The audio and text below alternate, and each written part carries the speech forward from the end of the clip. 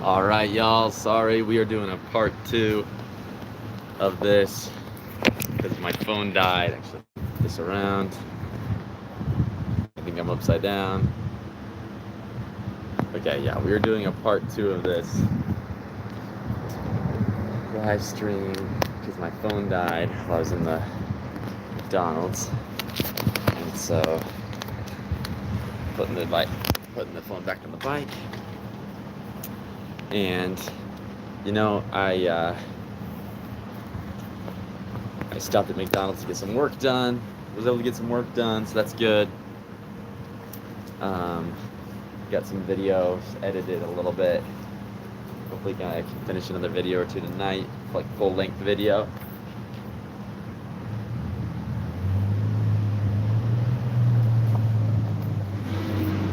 The shorts don't take too long to edit, but the full-length videos do take a while. So hopefully I'll be able to get that done later tonight.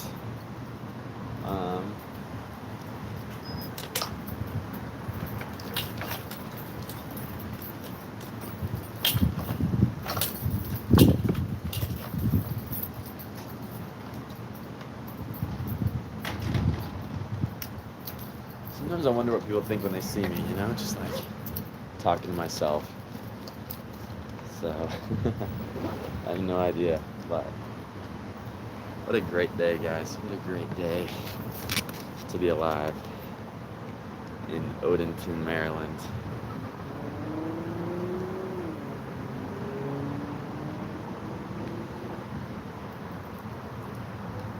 Let's see. Okay, I'm still 22 miles away from my destination, so I think I've got everything, and I'm gonna keep rolling.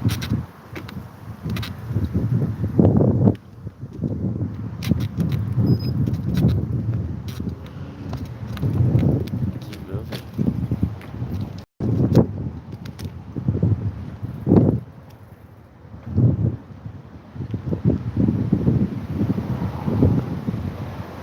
All right.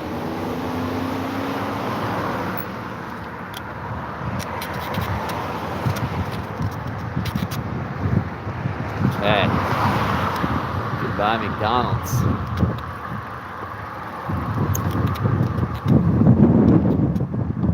It is just an absolutely gorgeous day, guys. Gorgeous day. I have so much to talk about from the McDonald's. I might wait until more people get on.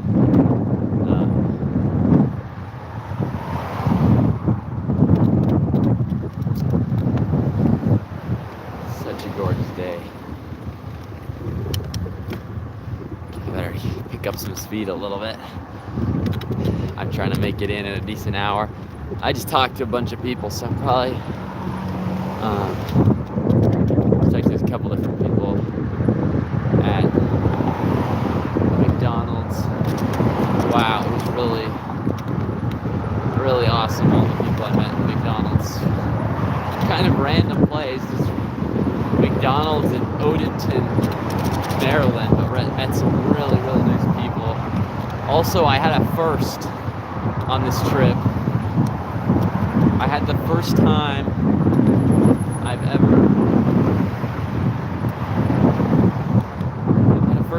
I ever ran into somebody that had seen my videos, which is crazy. This couple was driving down the road, saw me on my bike, and had seen my videos online. The husband had, and so I think the husband was driving. He had the wife look up my videos. She found my live chat and got on my live chat and was like, hey,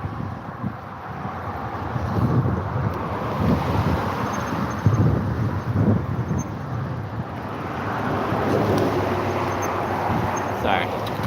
She got on my live chat and she was like, hey, we think we just saw you. Sure enough, they had seen me.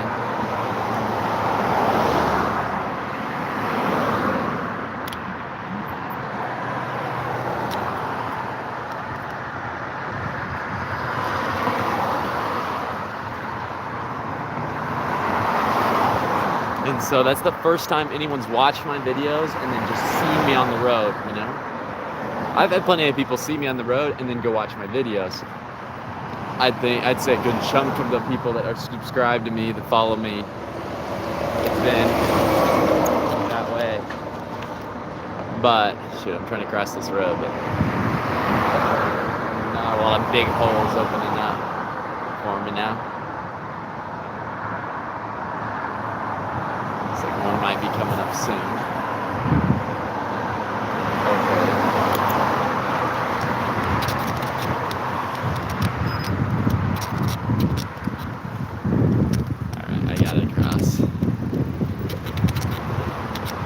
About to get on this nice paved trail.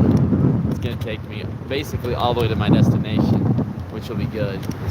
Supposedly we won't have a lot of uphills and downhills too. It'll be fairly flat. So dude, I'm excited about that.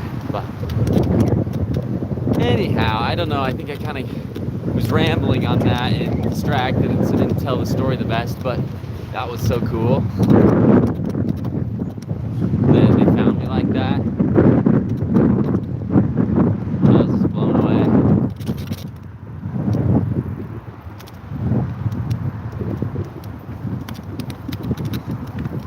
Blown away, y'all. Really pretty cool. So, anyhow, I hope that keeps happening, you know? Another guy, it was kind of unclear. He told me the same thing, that I think maybe he saw me on the road and then he went and looked me up. And he first looked up Biking Across America and didn't see me. And then he looked up Biking Across Maryland because he saw the phone, and so he thought, he's like, this guy's doing it live. And so he looked me up and he found me. He found my videos, which is crazy. I really do need to get like a barcode to go on my back that people can scan or something, you know, to check out my stuff, because this guy saw my videos, and then a few miles down the road he ended up in McDonald's with me at the same time, and came up and talked to me too. And he knew stuff about me too, and I was blown away. I was like, did he hear my conversation with somebody else? And no, sure enough, he'd been watching my live stream, so that was crazy. That was really crazy. Lots of crazy stuff that's been happening, guys. The internet is, you know, it's not the best place in the world in a lot of ways. It can be a really terrible place, but it can be just like anything, you know? It can be what you use it for. The problem with it is that it's addicting, and we end up overusing it. And it's no substitute for real life conversations and real life experiences. And so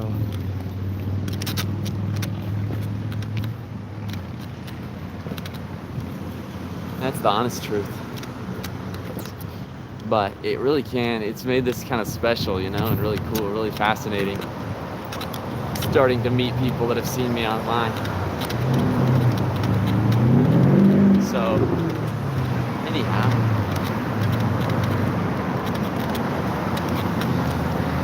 Holy cow, there is a truck on the bike trail.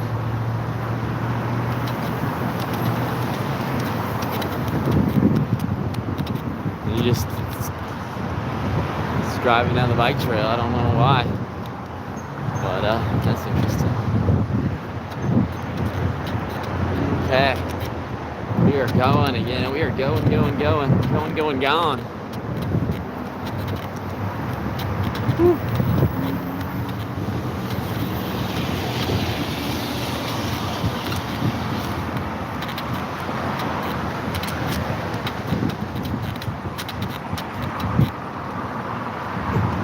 You know, guys, since I started this trip,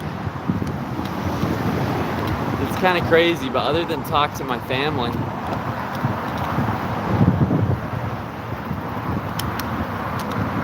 I haven't done anything but be invested in this trip. Like, literally nothing. talked to, other than talking to people like family, a couple friends that have reached out. I've done basically nothing but film videos, do lives, camp, figure out where I'm going next, bike, edit, sleep. This has been my life, 100% almost. But yeah, just a little bit of time for talking to my family. Usually when I'm talking to my family, I'm talking to them about, often I'm talking to them about the trip, my next place I'm gonna stay, or whatever else, so. Kind of crazy.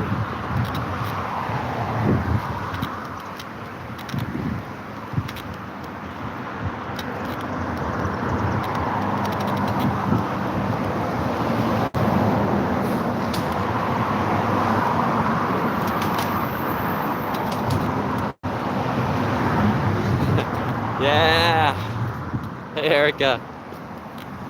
How's it going? I'm back on the road after a pretty long pit stop at McDonald's, working on episode 3. Editing. Got out my computer, was editing.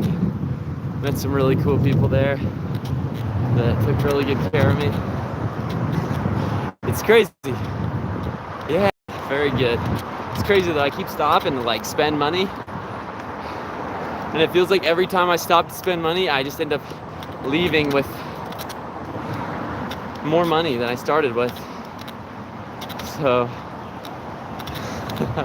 don't ask me how that works. It's insane though, just how nice people are. I went into McDonald's. You know, I actually wasn't even gonna buy anything at McDonald's. I was just gonna use their electricity and Wi-Fi.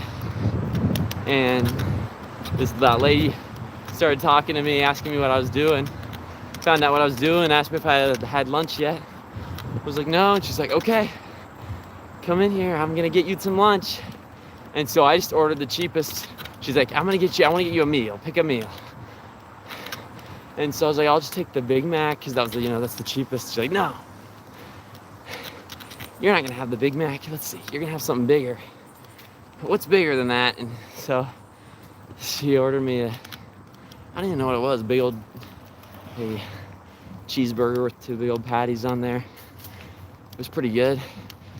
And then she upsized it too, or whatever you call that, supersized it. I don't know, whatever they call it at McDonald's. So that and a drink, she got me food. That was really nice. And then the other people that saw me on my live, and I said on my live, like, hey, I'm here at McDonald's if you want to come. They ended up coming. They went to McDonald's. They met me there, helped me record a little video, and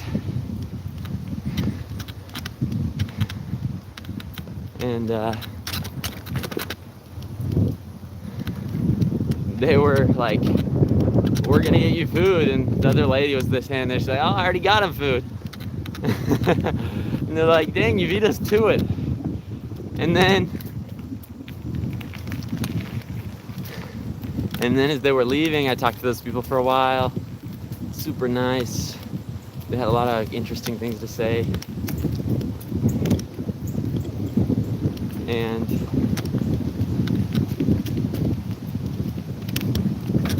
I need to speed up a little, so if I'm gonna get there in time. Hey, how's it going? Anyhow, so as they were leaving, the guy shook my hand and said like, hey, take care or whatever. And I feel something in my hand. He walks away, he goes to leave. I look down, hey, and I see a couple of $5 bills. I'm like, dang, guy gave me $10. That's crazy. So I stick it in my pocket, and probably 10 minutes later, after they'd left, and I went to run the plug back in my phone because it had died, I looked down I pull out of my pocket the wad of cash that he gave me, and it was not $10 like I thought. It was $50.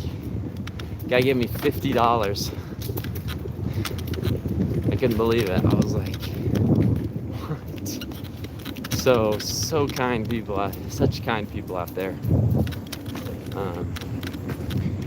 And sometimes I wish I could record the people that don't want to be recorded too, because I've gotten some really good responses from people that didn't want to be recorded, you know. Today I was sitting there in McDonald's. I was about to leave, and this guy said hi to me, but I could tell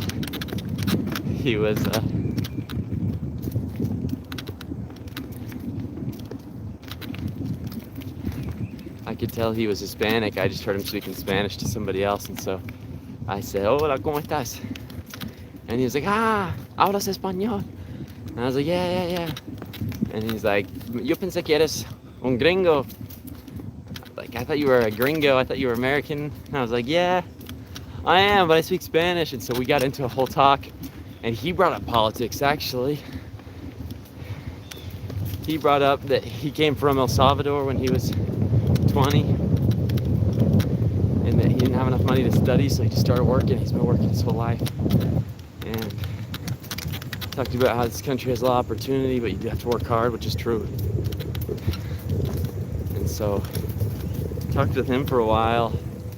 He talked about how sad the situation is that's going on in Iran, and just how he wishes there didn't have to be war.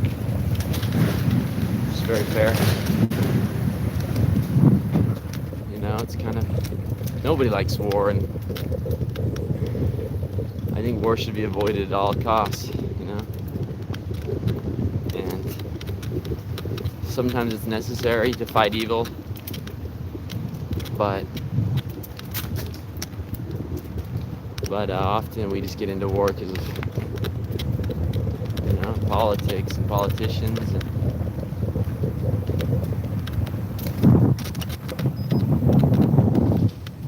it's really pretty sad.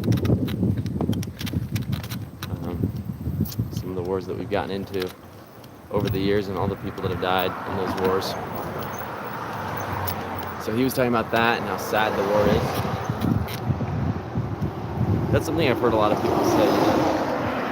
A lot of people really don't like and understand the war in Iran right now.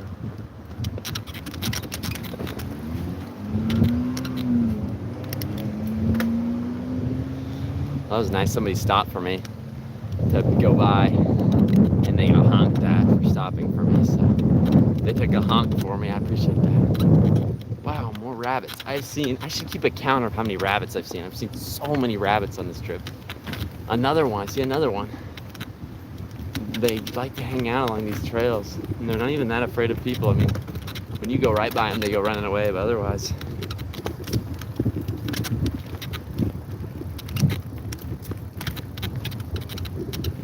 Dang, I need to look at my bike again. It looks like maybe it's coming apart again. I bet. I need to pull over and look at this. Shoot. No bueno, guys. Hey.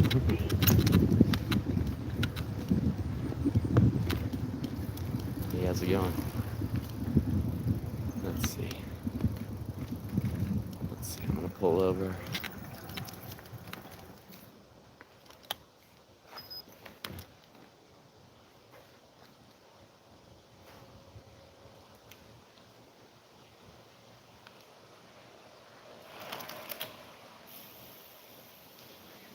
Dang, guys, the bolt came out of my axle again. This is not working, so I think I need to, the only way this is gonna work is if I take the trailer off the back axle. But if I do that, I'm not really sure how this is gonna work, how I'm gonna attach it on. So I'm trying to think this through. How could I attach it on otherwise?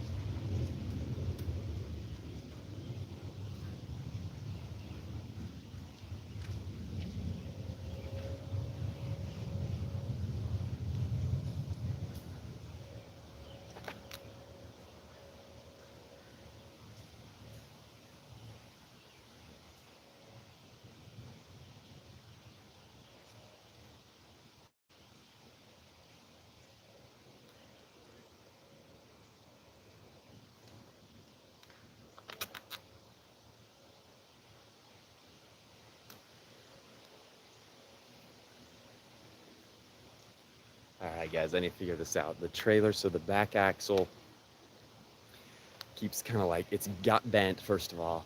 And then when I have the trailer hooked on the back, because you take off the back axle, put the trailer on, and then put it back on.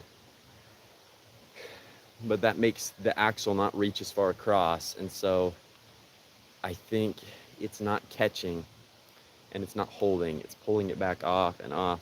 So it worked for the first week. It looks like it's not gonna keep working. So I have to figure out a different way to hook up my trailer onto this bike.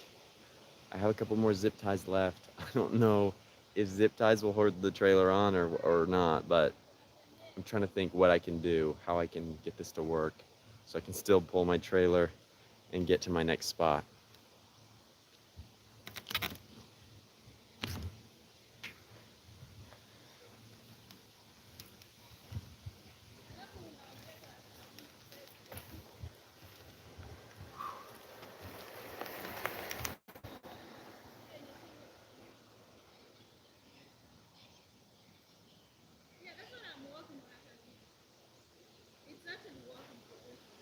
You guys, this back axle here keeps getting bent and kind of pulling off the screw, the bolt. That's a problem because the trailer was connected to it. I took it off now. They should. It's so popular right now. I don't know what to do. I don't know how I'm going to pick up my trailer otherwise, but if I pick it up again, I think it's just going to keep breaking it and possibly making the situation worse as the second time it's happening today. So I don't think I can just keep hooking it on. I'm going to have to find another way to hook on my trailer.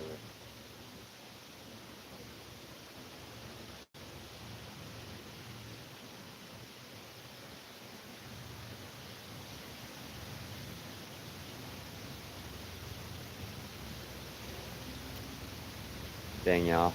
This is tough. Another, just the things that happen every day. I thought today was going to be a boring day, but here we are. The trailer's not staying on the back bike. The axle's messed up. I'm trying to figure out what to do. Hopefully I can work this out pretty quickly.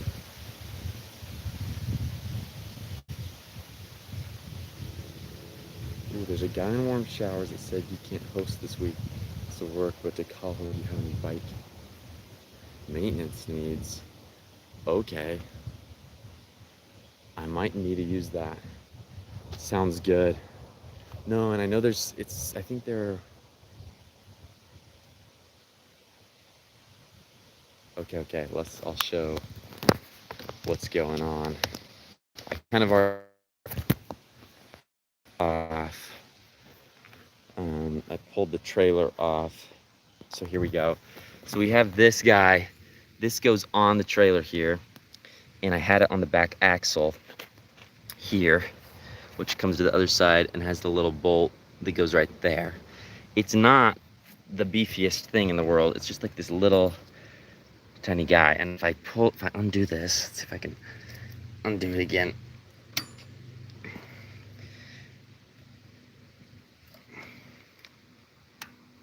See how I don't know if you can see, but as you spin it around, it's bent. The axle's bent. And so I had that piece beneath this here, and then the trailer would hook onto that piece.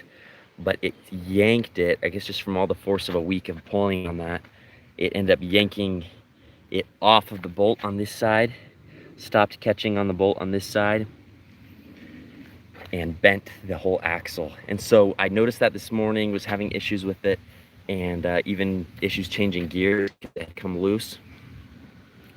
So I was able to just take it apart, put that back on, screw it on really good, tighten it up, and it was fine. But it happened again that it must have yanked it out of the bolt, so the bolt's not, either the bolt not catching or something. So I'm trying to figure out what I'm gonna do, because I could put it back on there, but that only lasted about 10 miles before it came off again. So part of me is thinking I just gotta put this axle on normally and then find a different way to hook up the trailer. So I'm trying to think this through. I have zip ties. It's about all I have. I have some bolts that I could probably take off of this kickstand, because the kickstand broke. It's not even doing anything, so I could probably take some bolts off the kickstand if I had to. Maybe, I wonder if I could connect the trailer to the kickstand. That might be worth a shot. Let me know if you guys have any other ideas. But maybe I could hook some way or another through one of these bolt holes. Maybe I could hook the trailer onto that. Trying to think this through. What else I could do. I can't hook the trailer too far forward, because then the tire, as you can see here, will be rubbing against the bin. I'm gonna start trying stuff, I guess. Let's see. Or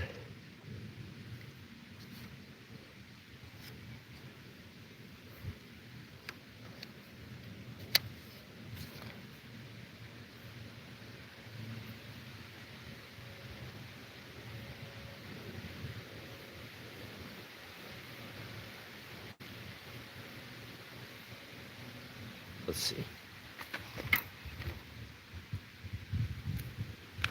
Might have to set down the phone.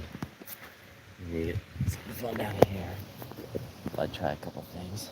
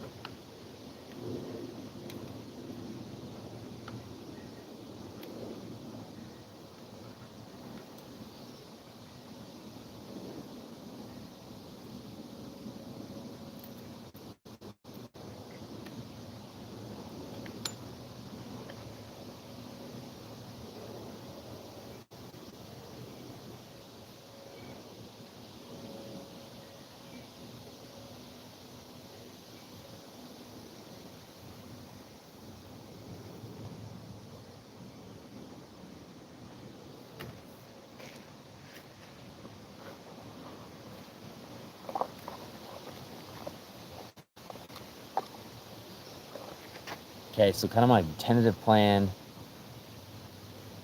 Let me check the comments again, make sure nothing else is coming in. Okay. So my tentative plan is to disassemble the bike stand, because it's not working anyhow, and use the parts to rig up something that connects onto the edge of the bike here that can connect the trailer to it. That's my tentative plan right now. So I'm gonna start pulling this apart and using the bolts off of this to see if I can get this to work. Are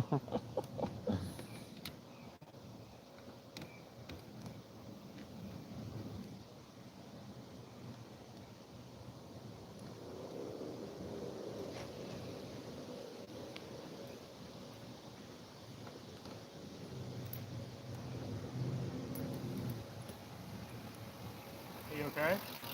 Yeah, I'm doing all right. Thank you.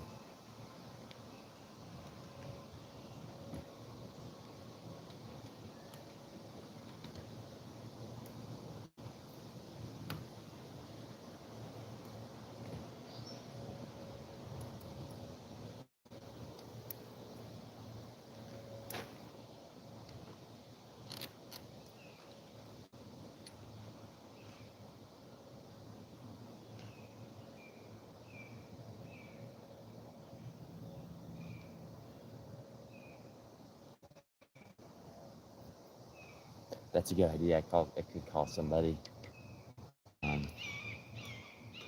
Yeah, I think that using the kickstand might work. Um,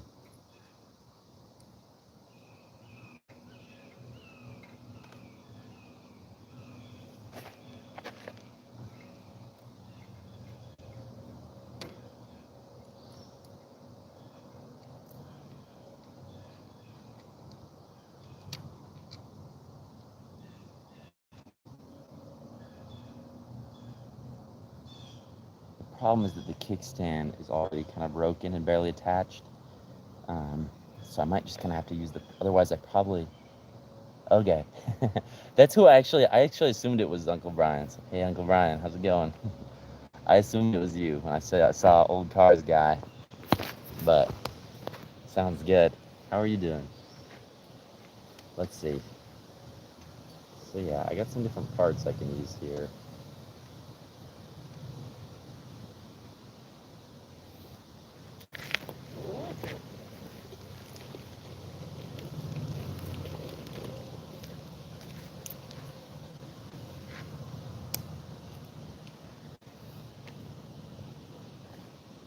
Hey, how's it going?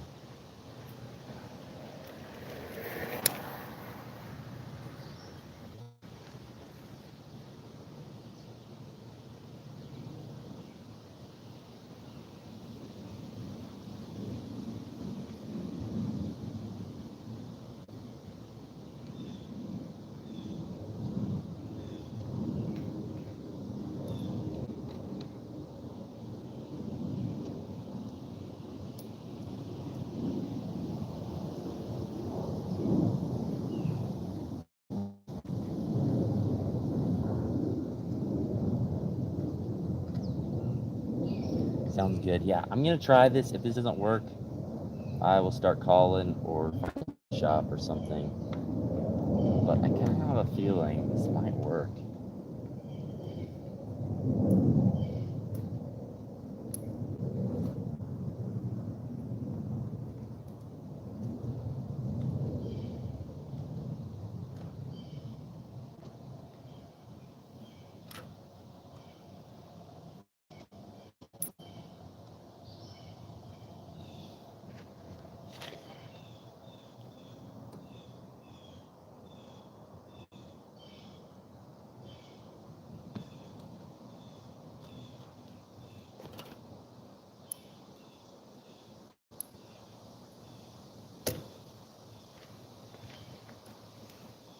Dang.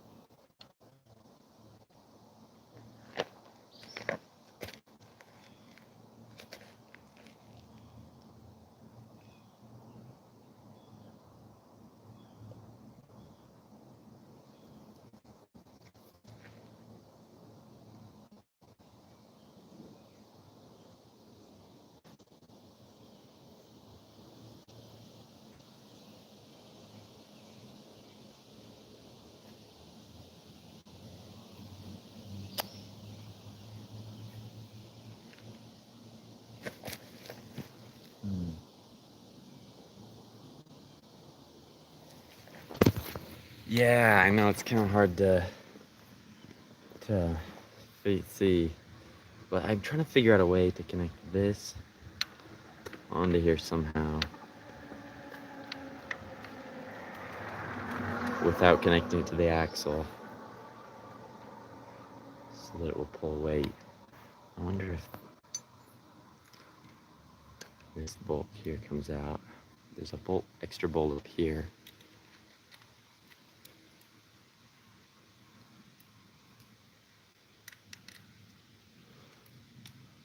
I wonder if this would fit. There's another hole down below. I wonder if this would fit down below and if it's long enough.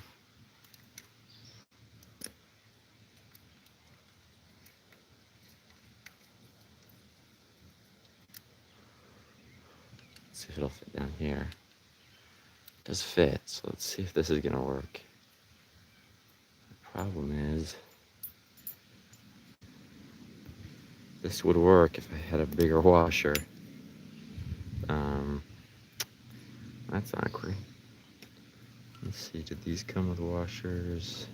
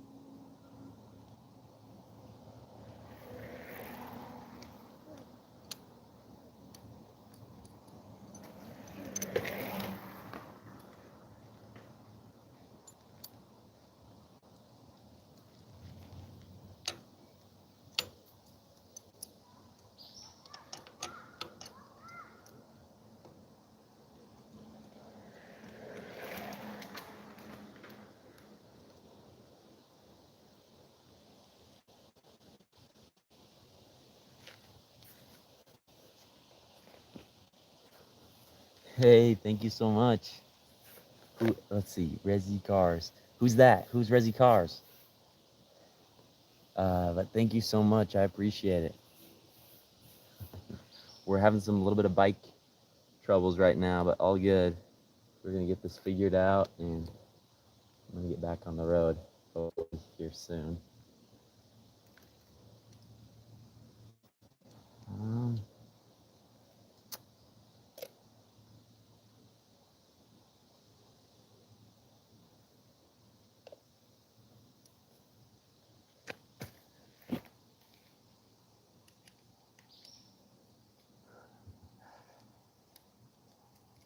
Let's see.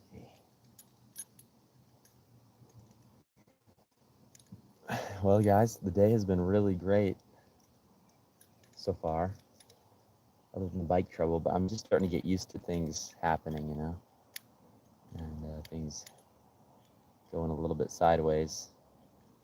So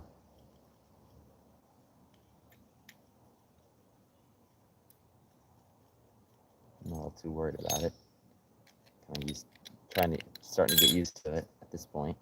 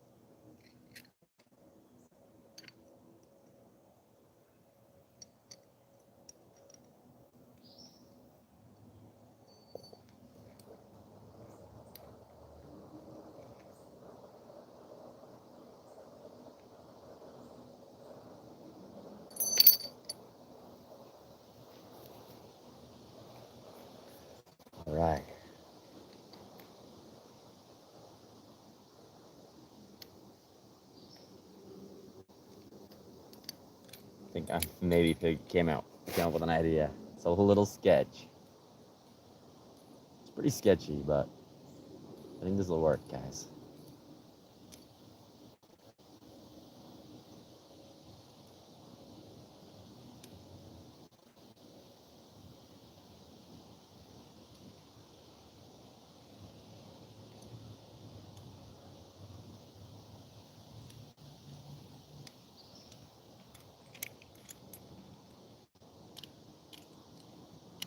Oh, shoot.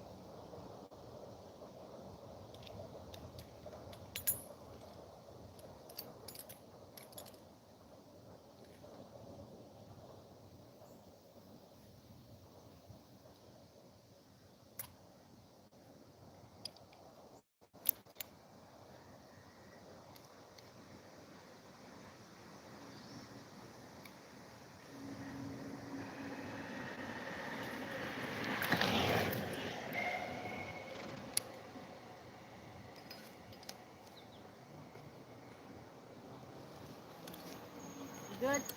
Yeah, I'm doing good. Thank you.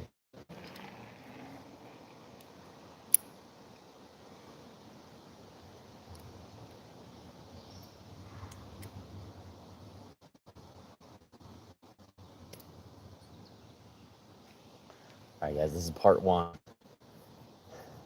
I attached some chunks of metal together to create this guy. And I think this guy can bolt onto the bike here. And that should be enough to get this thing going again.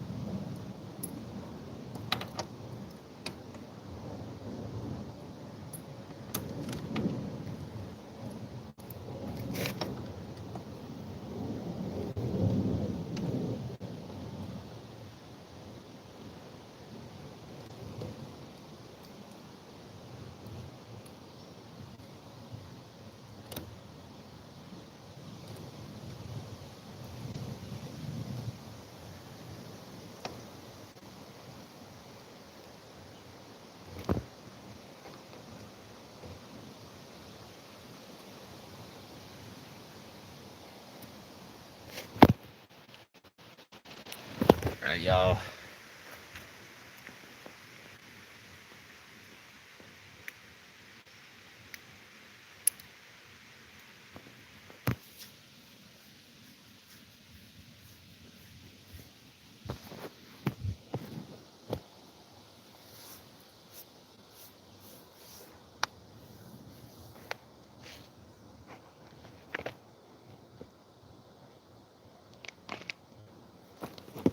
Okay, here's what I rigged up. Check this out.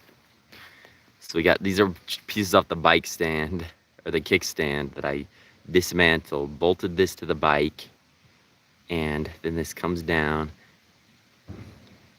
This piece of metal behind it acting as a washer, because the hole was so big in this, and this coming off, and then this is actually what the trailer is gonna connect to. So we're gonna see if this is gonna work or not.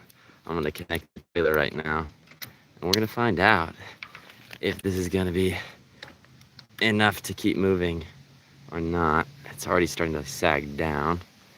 It's not the best sign in the world, but maybe it'll just sag and then stay there.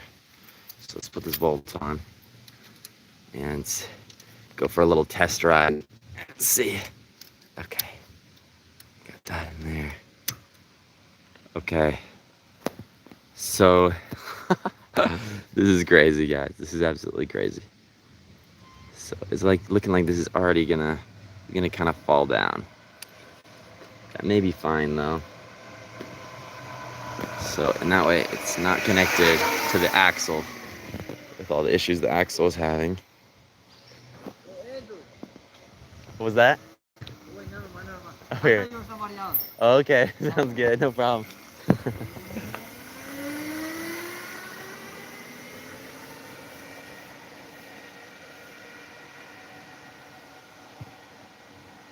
I'm Andrew. I wonder who Andrew is, the guy.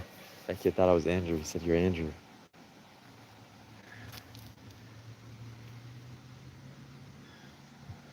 I wonder who Andrew is.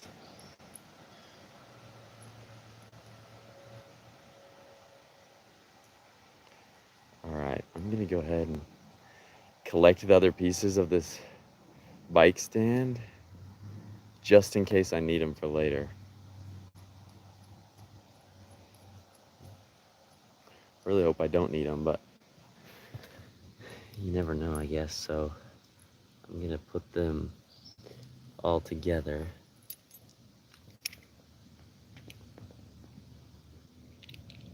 All the washers and bolts and everything all go together into my little kit for fixing bikes. Check it on there.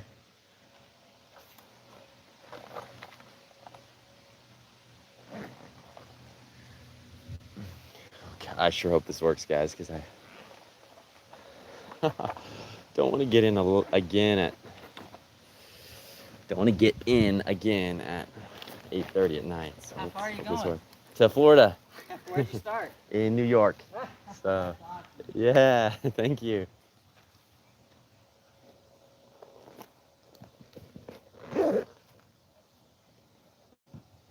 All right, guys. This is the moment of truth. We're gonna see if this is gonna work or not. I just MacGyvered this bike. Totally MacGyvered this bike. I need to get a picture of this just in case it breaks and doesn't work. For memory's sake.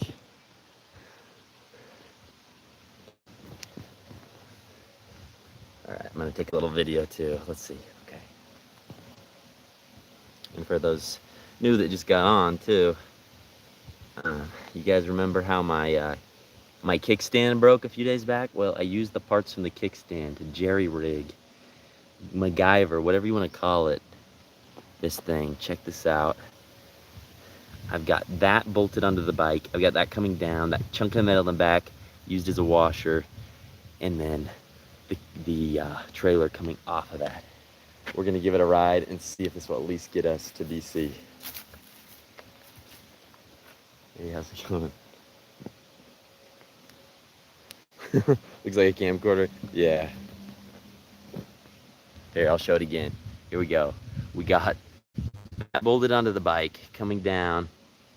So this is the little adapter piece that the trailer actually hooks onto. So it's going down to that. Got the piece of metal in the back used as a washer.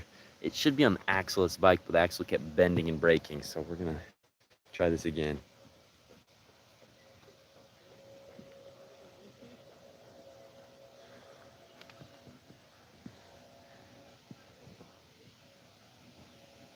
Okay, there's a bike shop.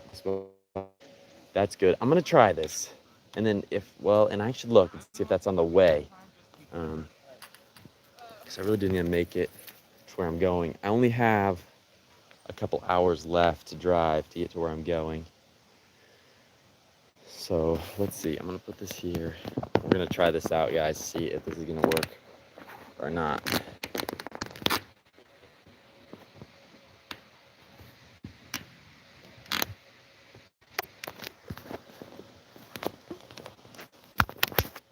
All right, here we go, dudes.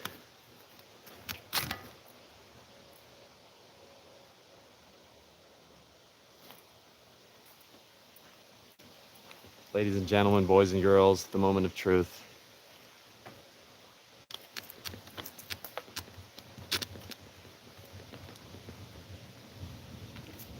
So far, so good, guys.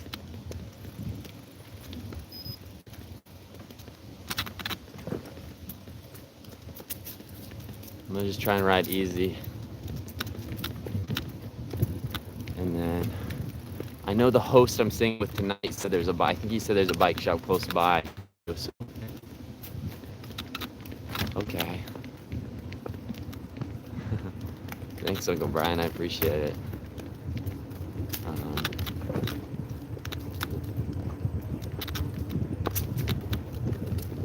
But so far,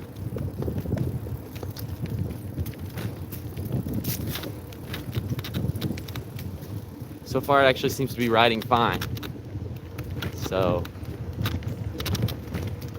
let's hope this gets us 20 more miles to DC. And then once I get to DC, I probably will take it into a bike shop, or at least talk to the guy I'm staying with, see what he recommends. Because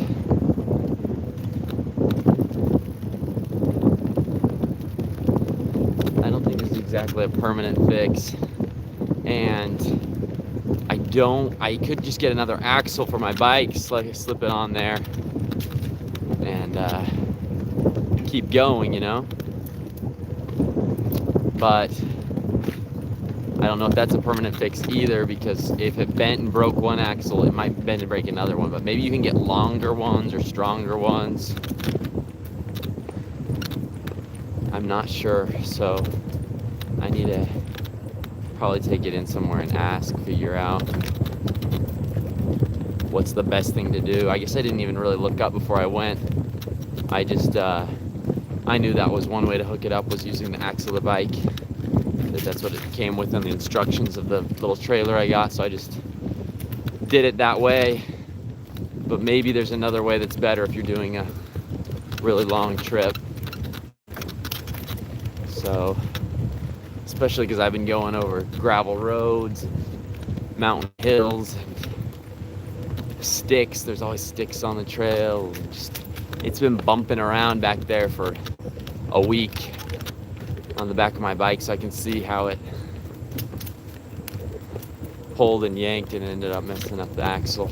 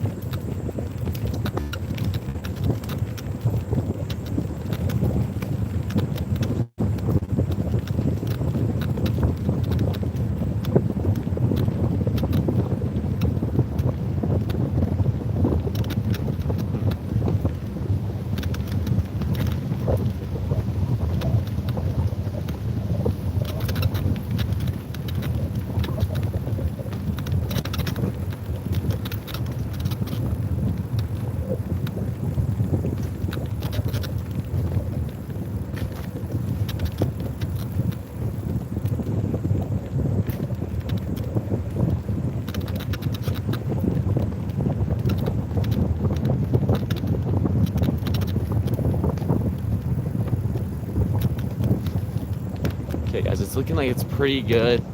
I might get off and readjust it, add one extra bolt on it just to make sure it doesn't pop off, and to keep everything a little bit sturdier and stabler there. Here at the end of this there's a stop sign up here. I'll lean my bike up against the stop sign and check it. But I think this is gonna get me to DC, where I need to go tonight, and then maybe I know there's either a guy that offered to do it for free in DC, or there's bike shops there too. So, but I think this is looking like it's gonna get me where I need to go. So that is the good news. Okay, here we go. Stop at the stop sign. It's a pretty terrible view right there. So I'll take you guys to the last train.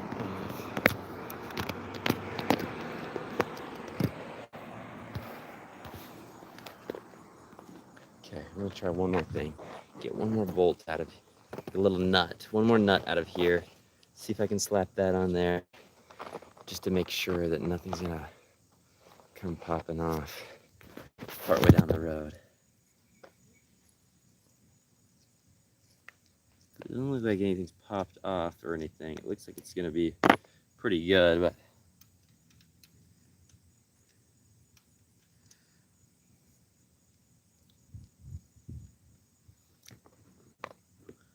let's see.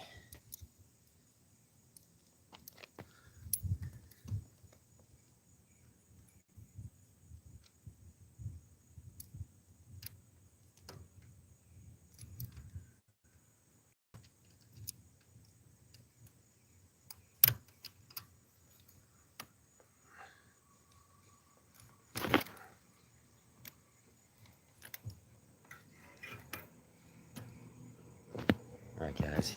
Put you right down there so you can kind of see here.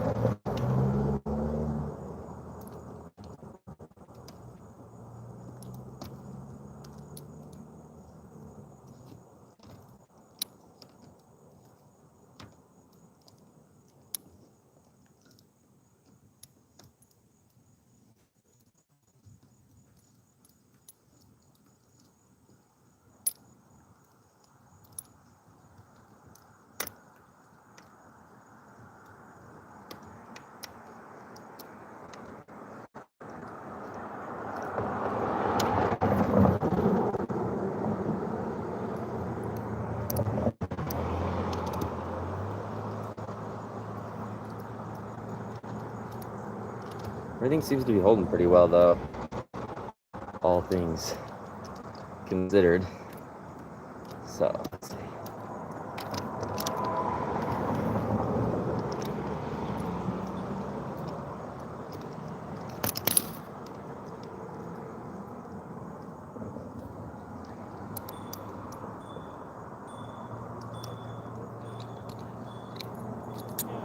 So I'm doing, you can see that I have this back piece that the screw's going through, and it's acting as both a washer and also like the actual nut, right? Because it's got its threads on it. So my plan is to put a second bolt behind this, so that just to make sure nothing will come off.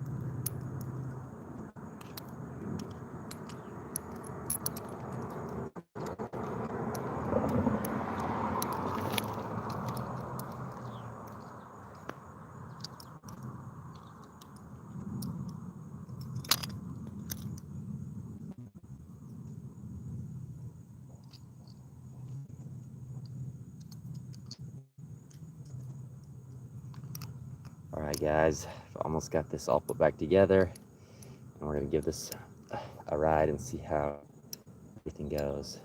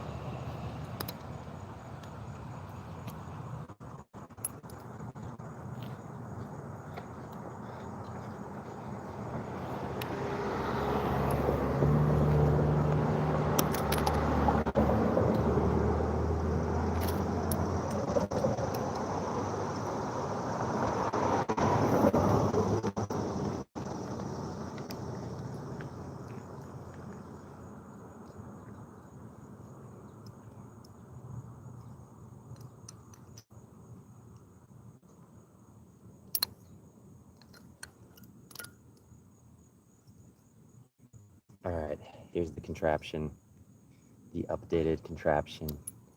I think this is gonna work quite well. Tighten it up just a little bit more.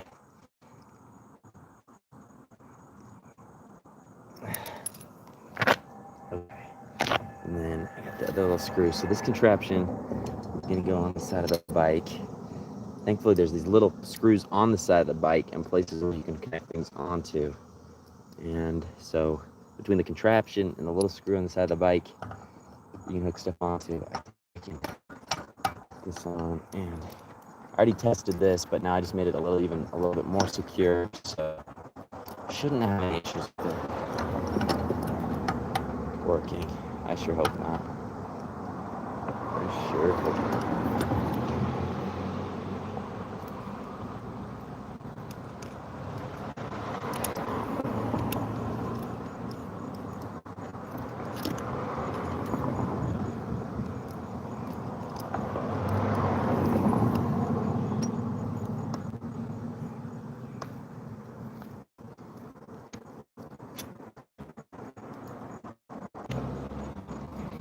Okay.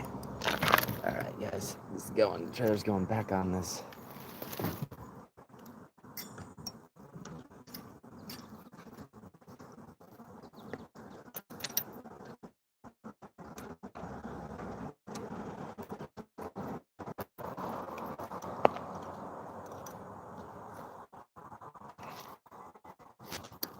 It's all its glory.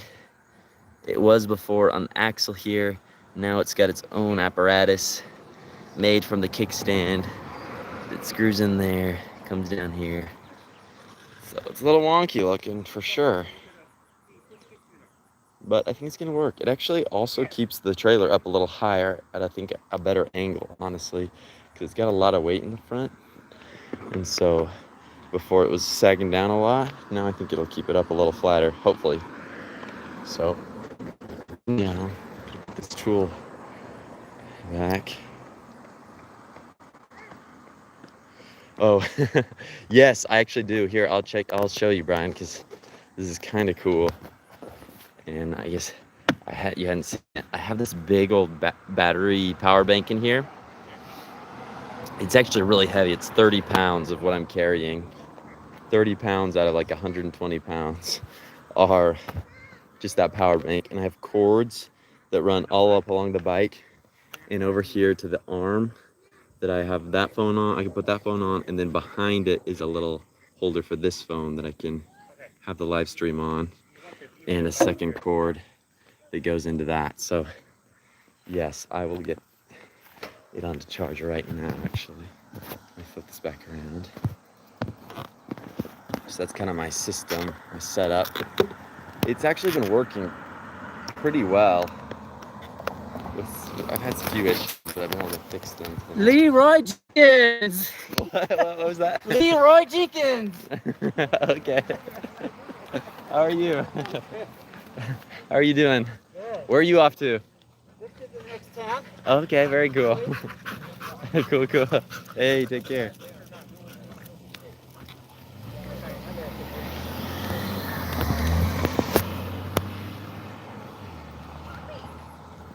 MacGyver, yeah. I'm working MacGyver and stuff out here. Thank goodness for MacGyvering. Okay, so yeah, my phone should be charging now. Yes. Okay. Oh, all right, guys. What a day. All right, we're gonna be back on the road.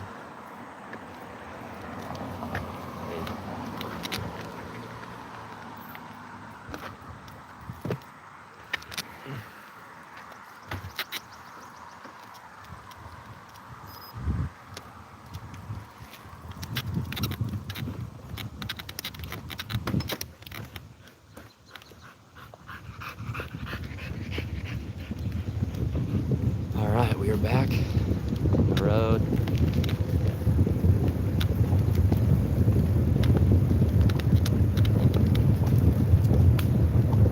Trailers on the back.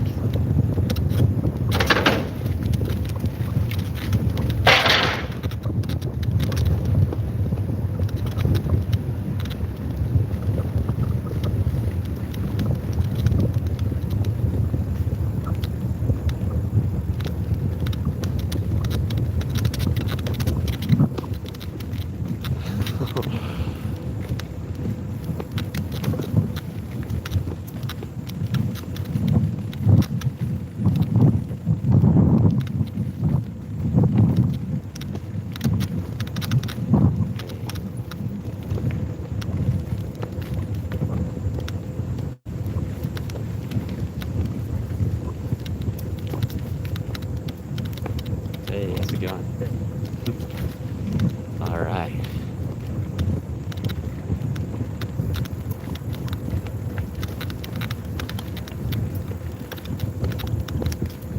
Send you a link to the family bike shop.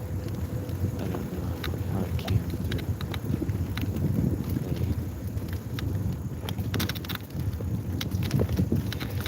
Thank you so much, Brian. I appreciate it. I really appreciate you sending that over, looking up that up for me. And I guess we'll see. I may end up needing it depending on how things go here, but so far so good. So far so good. So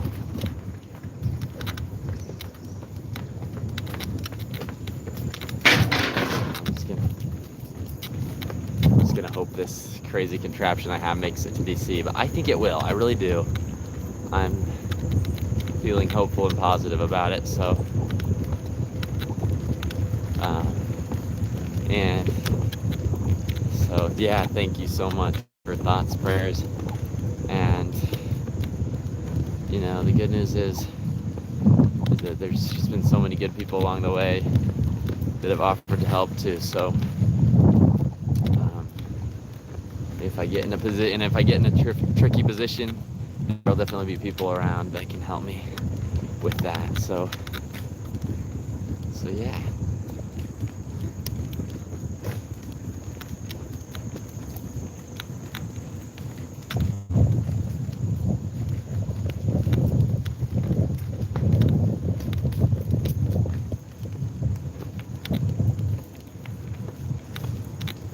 Let's see.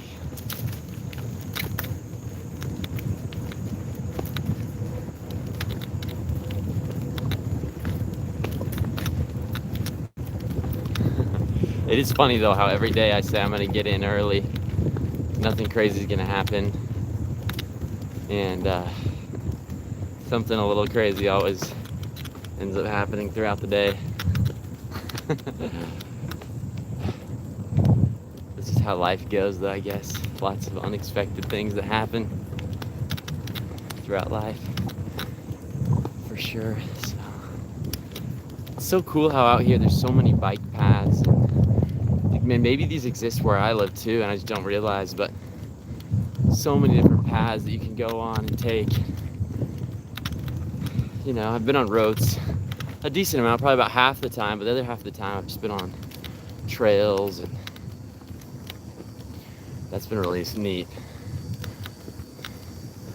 Sometimes I prefer the roads, but the trails are just beautiful. You don't have to worry about cars. Lots of wildlife usually. Just going through beautiful areas. It's pretty cool. Pretty cool.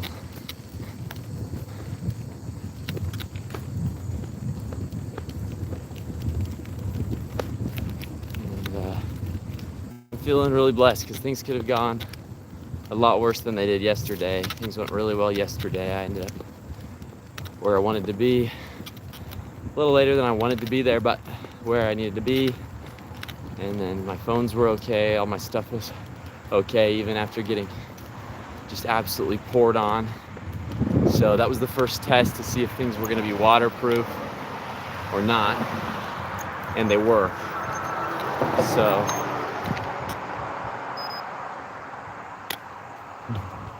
that's the good news.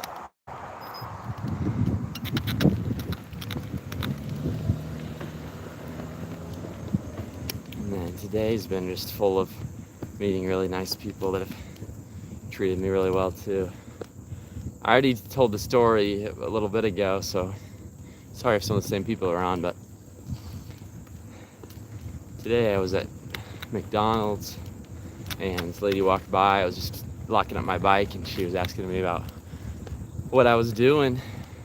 This like probably 60s-year-old lady, super sweet, Shannon, and she just had a great country accent, maybe kind of a Baltimore accent. I don't really know, you know. She had a good accent and just super sweet. She was like, "Have you had lunch yet?" I was like, "I've not." She's like, "Come on in, I'm gonna buy you some lunch." And so she took me in and she fed me, and I ordered something. She's like, "Nah, that's not enough food for you." And so she ordered something bigger for me, just super sweet.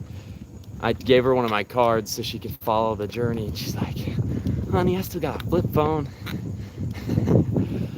But she's like, "I'll take one anyhow to show my grandkids who I met."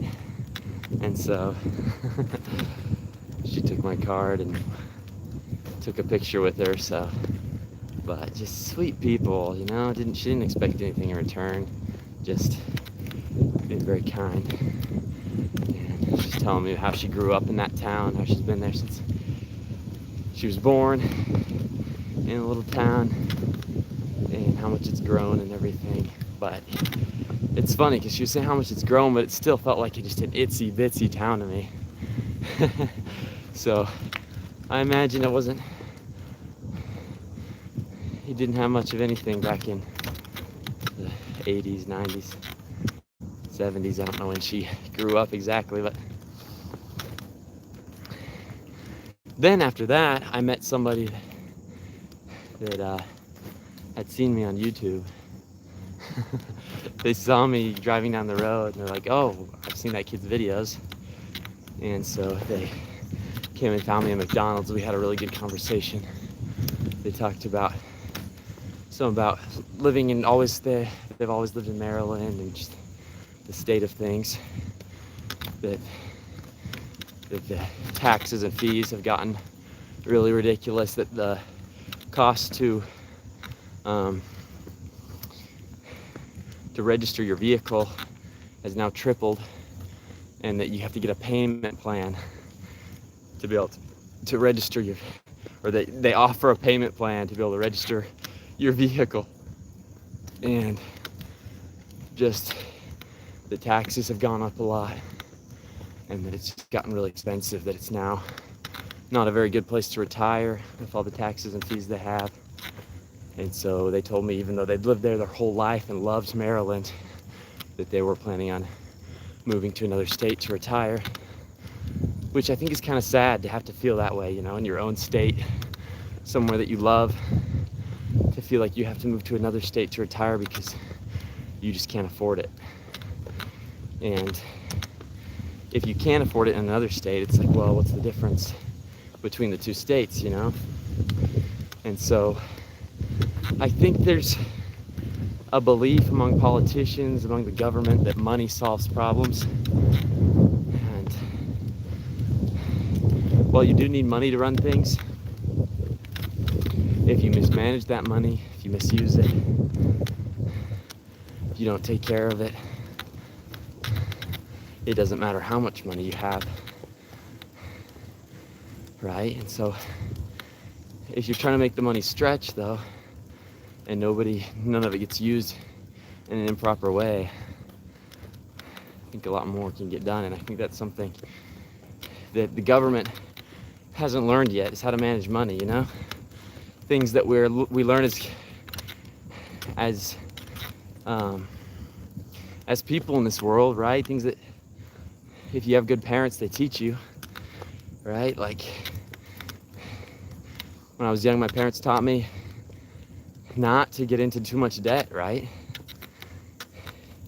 Because you end up paying way more in interest and you get to a point where you just can't recover from it. And so even though it might feel great in the moment,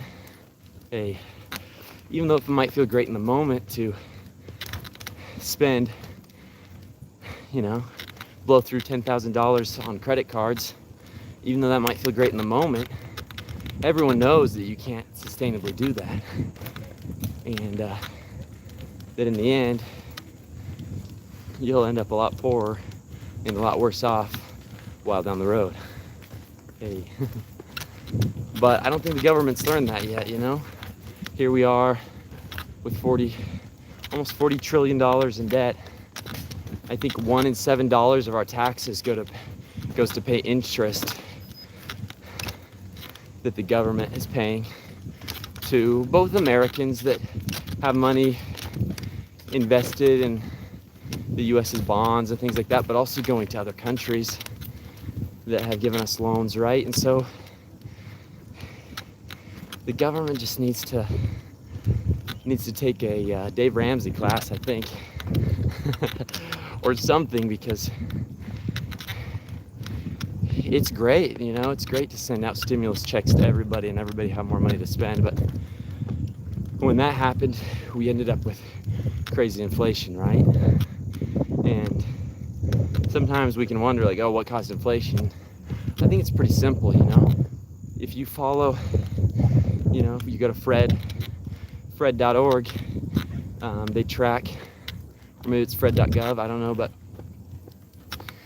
it's all the Federal Reserve data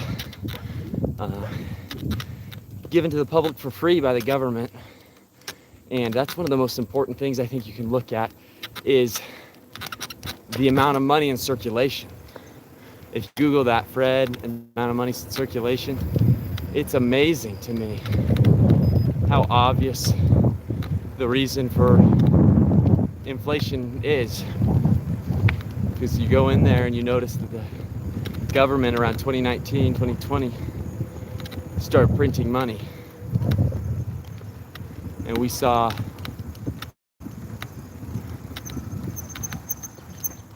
an increase like 150%.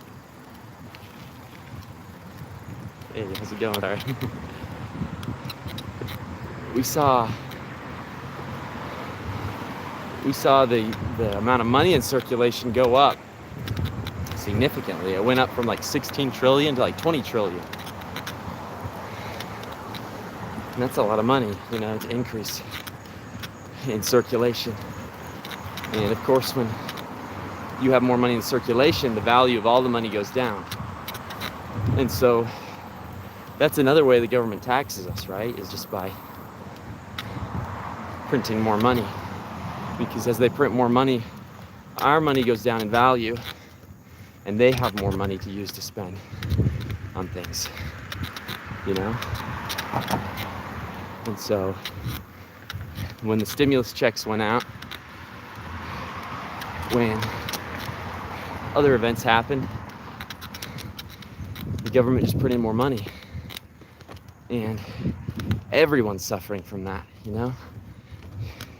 We've not only gone away from the gold standard, but we also have an obsession with printing money and just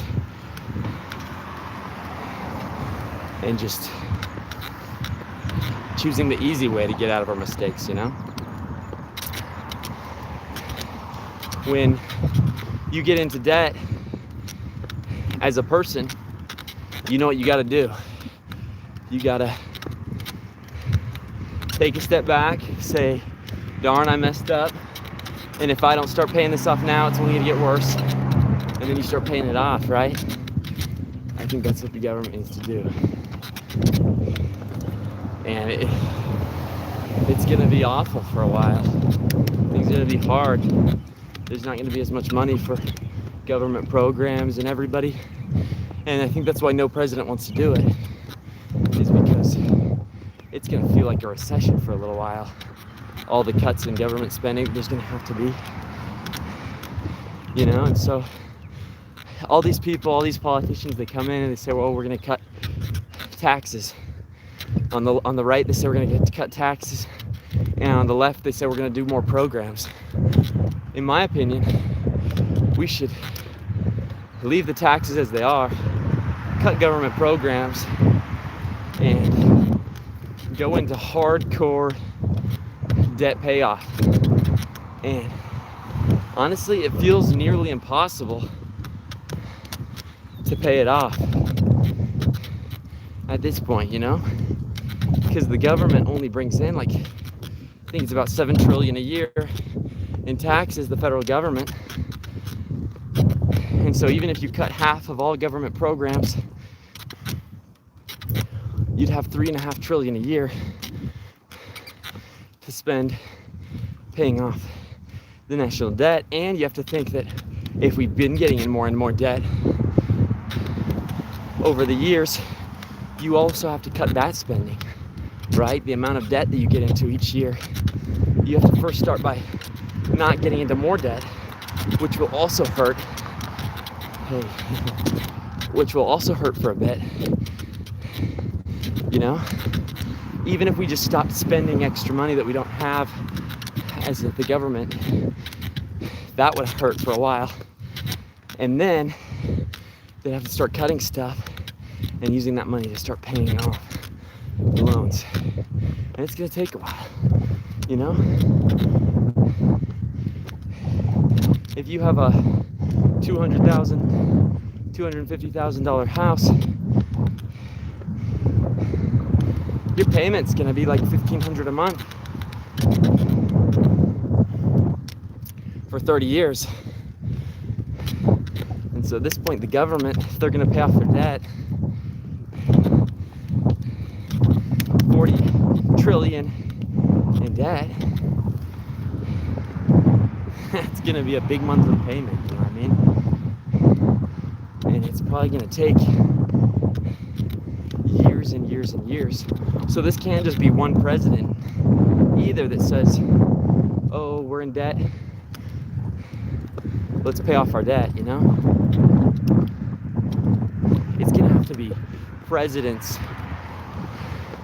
for years to come, possibly for generations, that are gonna have to say, we're not gonna get into any more debt no matter what. We're gonna cut spending, and people are gonna feel it. We're not gonna cut taxes, we might even raise them a little bit. And we're gonna just start paying everything off. That, my friends, that would be hard. And I don't know, it worries me, you know, that there's not gonna be anybody that's willing to do it. Because on both sides of the political spectrum right now, Republicans and Democrats, to me it seems like they don't see the importance of doing this, of getting it paid off. And so we're in for it, because this has to be everybody united on this. This can't just be one party either. Hey.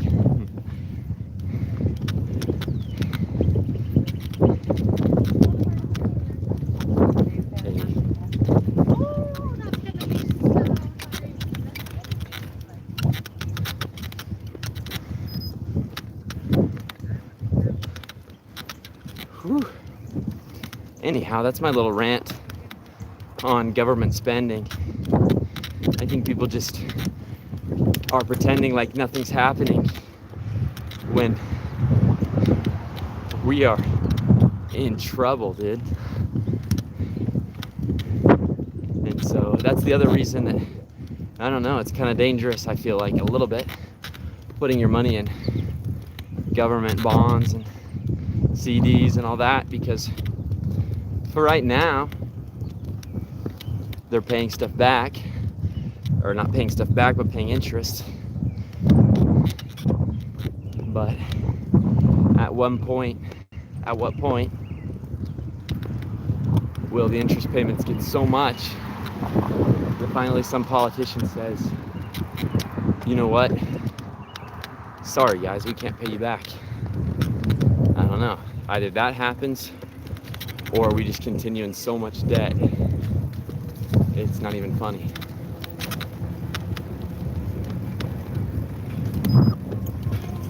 Or we just continue to pay a lot of our taxes and interest going to individuals around the country that have chosen to invest in the government and to other countries. So, in my eyes, it's no bueno. It is no bueno. That's the whole situation. And I feel like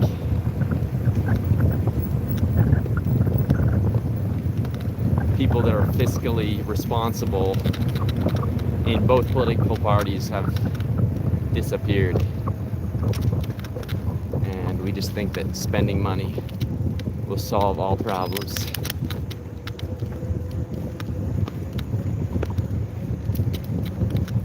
Is it Keynesian economics that believes in spending money to help the economy? If it is Keynesian economics, which I think maybe it is, unless I'm mixing the two, then both prominent political parties right now have accepted completely Keynesian economics. But anyhow, that's my rant.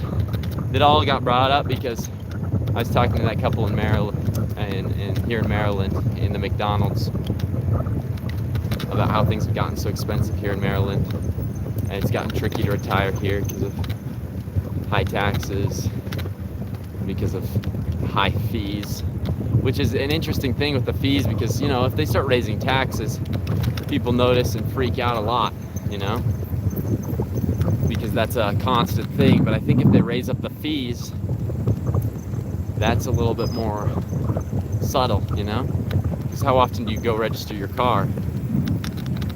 Not that often. Not often enough to maybe notice that it's going up a little. Now, to notice it's going up 3 times, it's now 3 times the amount, that is a bit more noticeable, you know? And I get why they're frustrated. I totally get it. That's hard. When things are already hard and there's already so much inflation and just,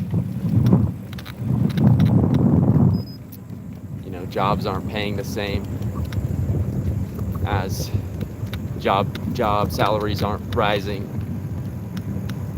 as prices are. That's tough to be giving more of your money to the government.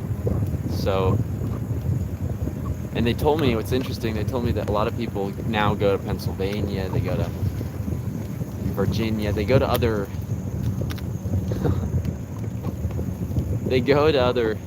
states to do things, to buy certain things,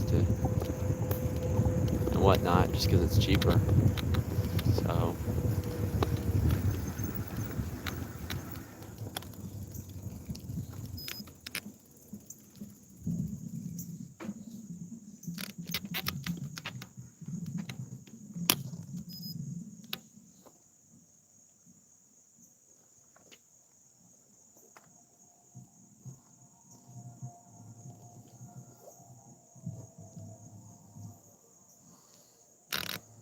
about to go over this cool bridge right here. I'm gonna take a little video of it. And I hear somewhere a little far away, I hear like drums playing.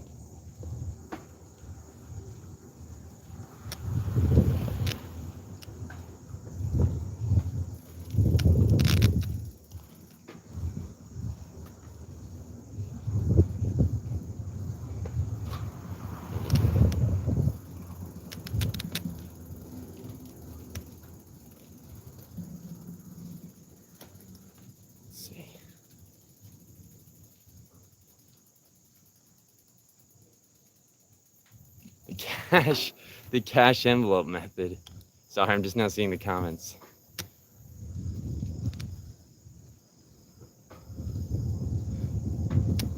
Okay, yeah, they said it's tripled since the last governor got elected, which his term's about to end, of course, this year. But yeah, since the last governor got elected, they said it's tripled. And they also said they had several $billion surplus. Sorry.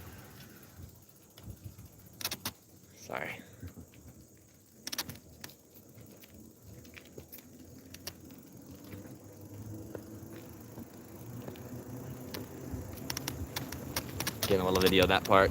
They said they also had a several $billion surplus in tax revenue with the last governor, and then this one came in and they're now at I think they're at $6 billion deficit. And so, and they said, I asked them, I was like, and have you guys felt that, you know, services and just how things have been run in the state, that all that's improved, that you've seen any of this money at use? And they told me no, that they hadn't seen anything. So it's kind of freaking. It makes you wonder, because when you're not talking about hundreds of dollars, you're talking about billions of dollars in difference, and the government taking that from you in the name of your own good, and then not really seeing any benefits, not feeling that in your own life, and only feeling, you know, the taking and not the giving, not the receiving. So it's a little freaky, but yeah, they should do the cash envelope method. I was gonna say there was coming out because oh, that's funny that that's funny you're watching on the Life 360 and the live stream. That's kind of cool, actually. Hey, how's it going? Hey.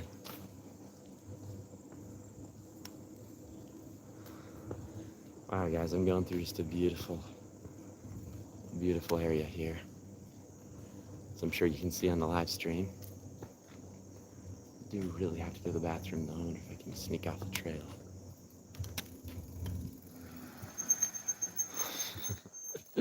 You guys didn't hear that? Okay.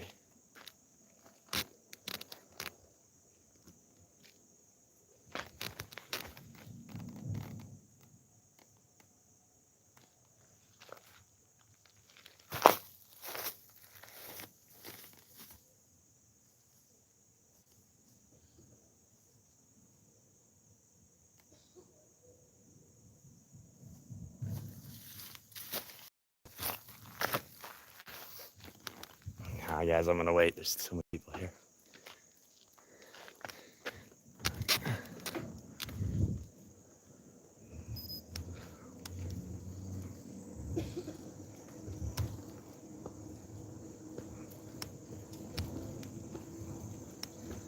Hey, how's it going?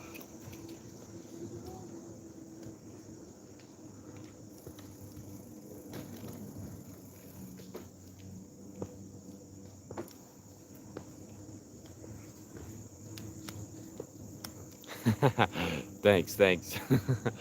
Oh, that's funny. Let's see.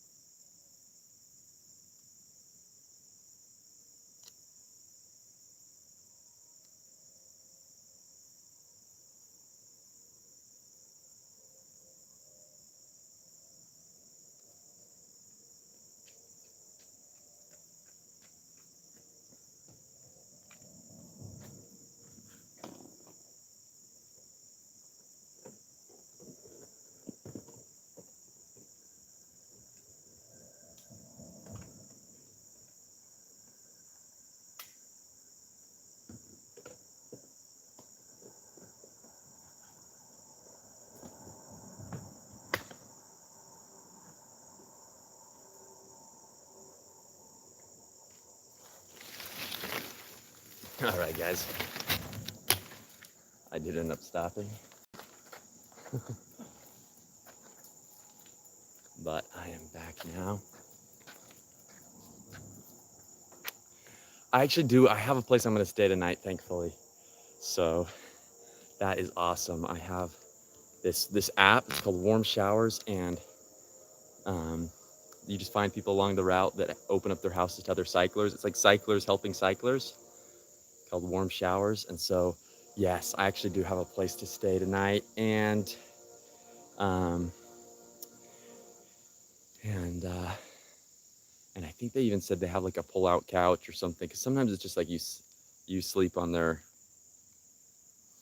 you sleep on. Last night I slept on the guy's porch, or sometimes you sleep in their backyard. It's kind of different, host to host, but yeah. So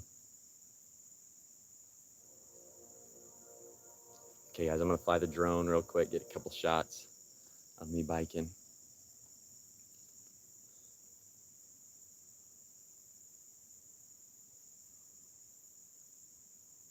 Three, two, one. Active subject starts moving. Aircraft will fly to set direction.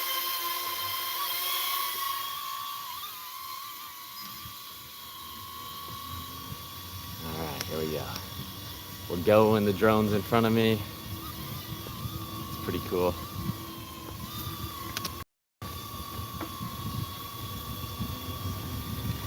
Pick up the speed a little.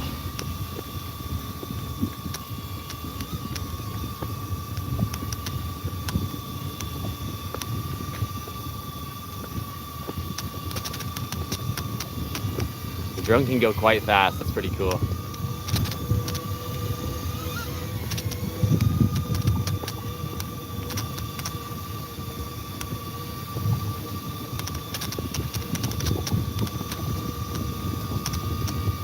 Yeah, I'm gonna have it go higher up in the air.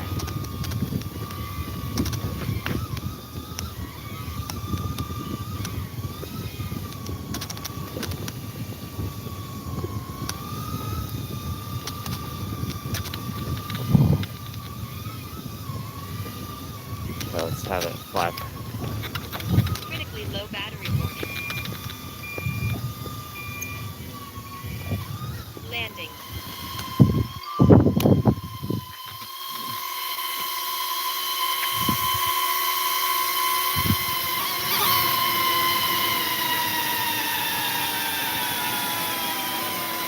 Low battery. Aircraft landing automatically. All right, guys, got a couple shots with the drone.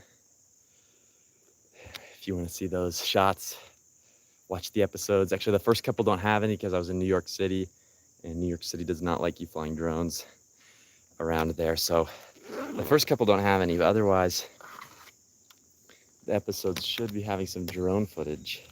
So the first 3 episodes, I think, don't have any drone footage. After that, should have some drone footage if you guys want to check those out.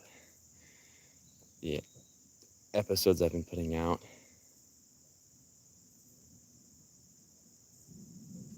Let's see. Plug the batteries in, put this back, and then I better be on my way because I'm gonna get there late, which is not the most considerate I've found. So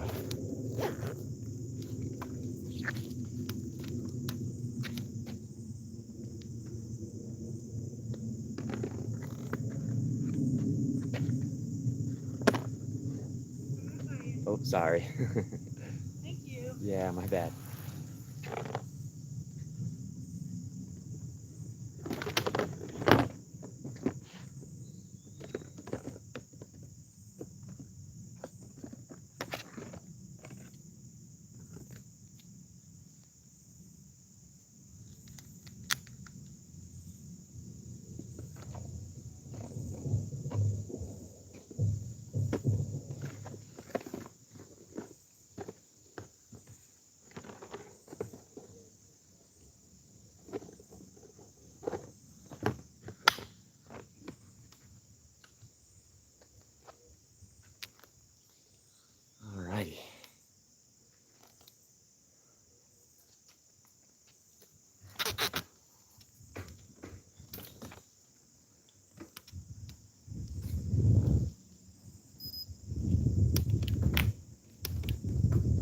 Okay, yeah, I guess I shouldn't fly it. I should look up in DC if there's anywhere you can fly it, but probably not really anywhere, especially close to the White House or things like that.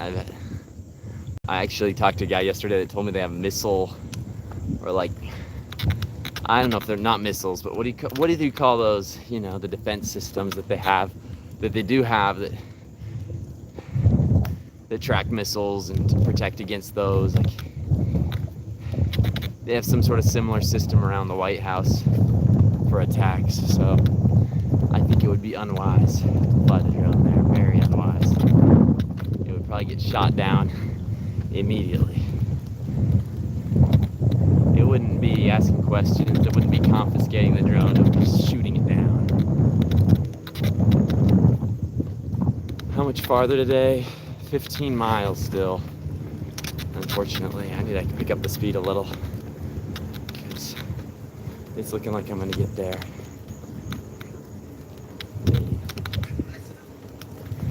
Looks like I'm gonna get there in like an hour and 15 minutes. So, which I told them earlier this morning. I told them probably like 6 p.m. But man, I need to get better at figuring out how long it takes me to get places, because I keep telling people earlier and then getting there later. I always have a decent excuse, but still I just feel bad.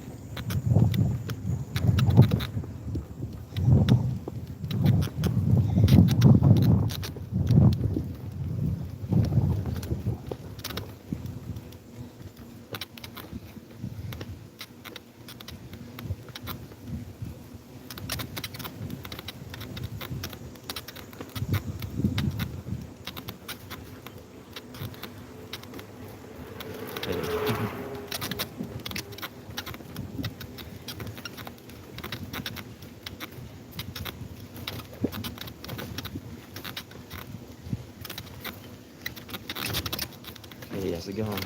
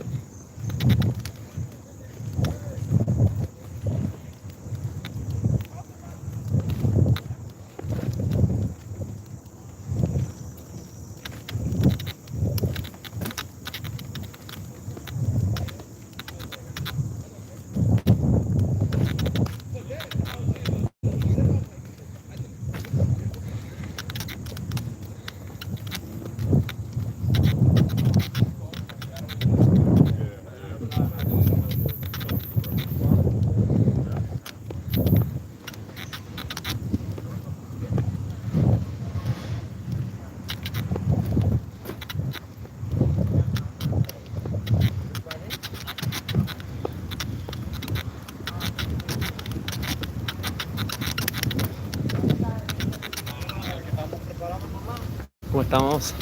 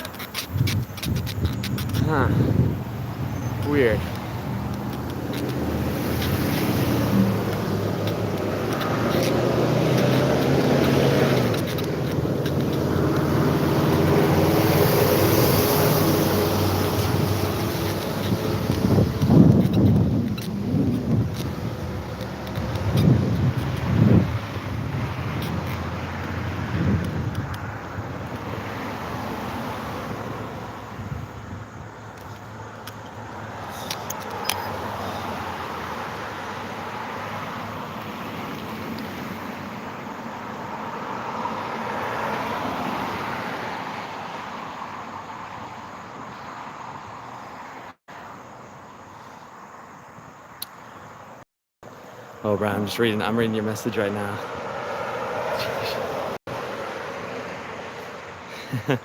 Thank you so much. Yeah, honestly, I do kind of feel like this is a big mission, you know?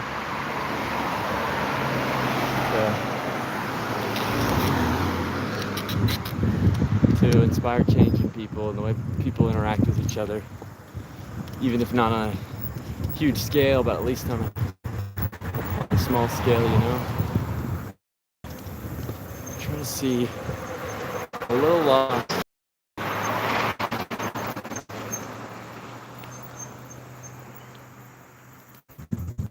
Looking here.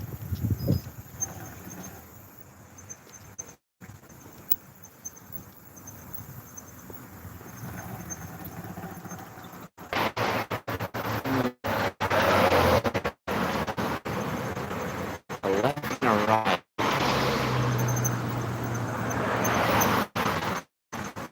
Is this it? I don't see it.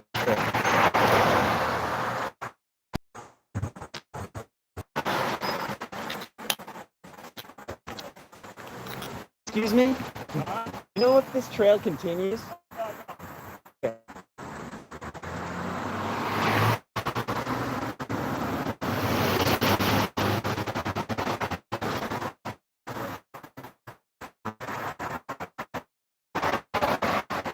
Okay.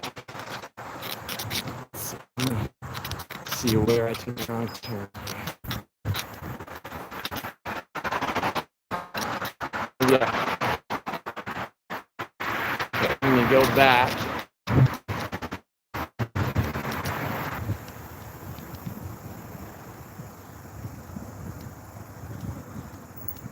Oh, I see it. Okay. I took a wrong turn. It was this. Thank you, Brian. I appreciate it.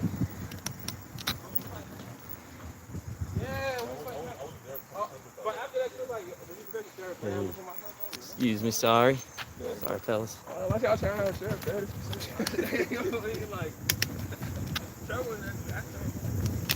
Good, thank you.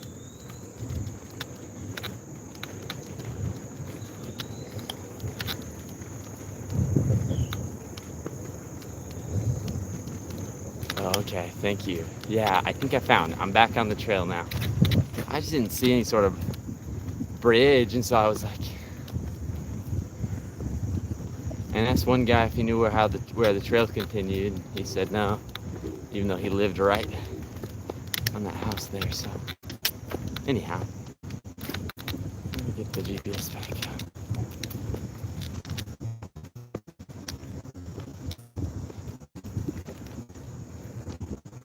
Not.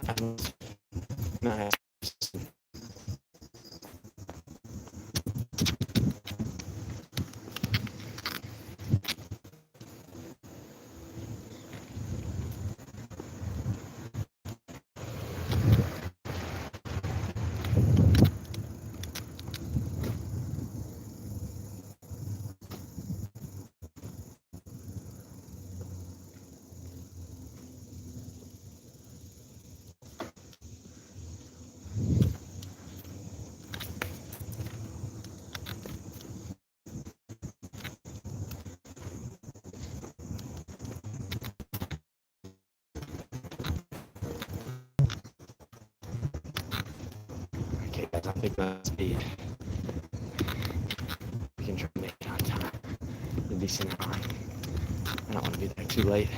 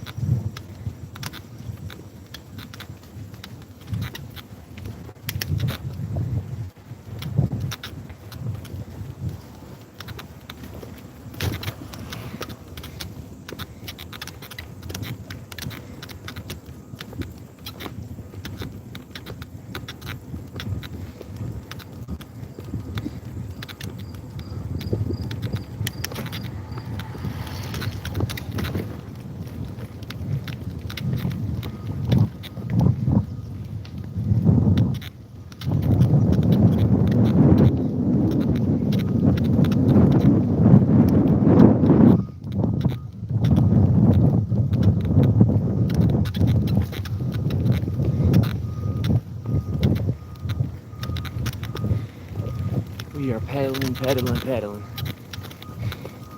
Trying to get to the next destination. Trying to get to dinner.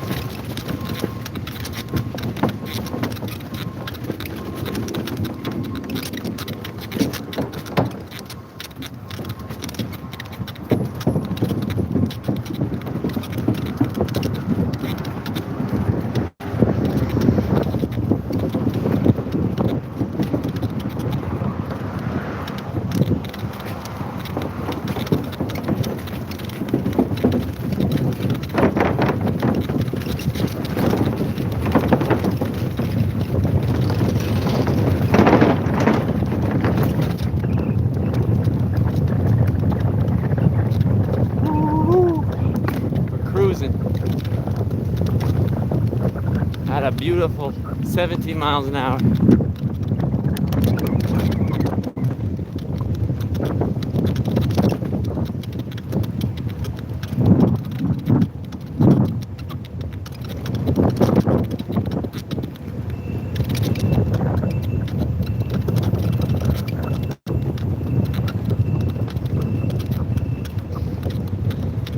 Feels good. That downhill feels really good.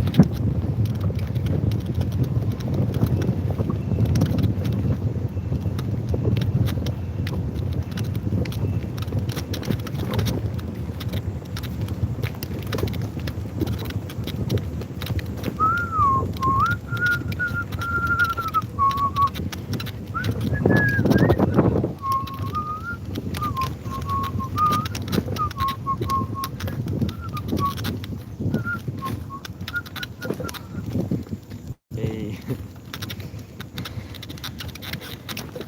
It's sweet that Dad's pushing 3 of his kids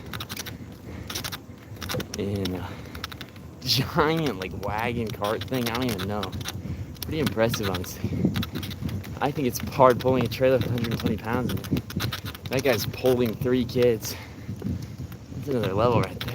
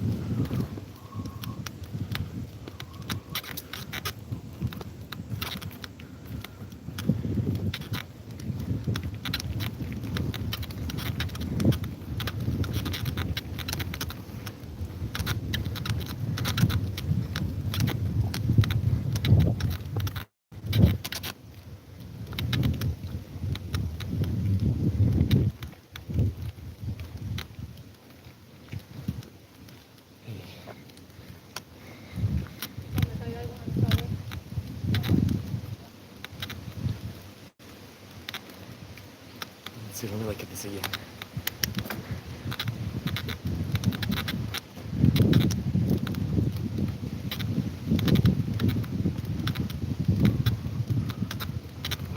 Let me see what your comments say.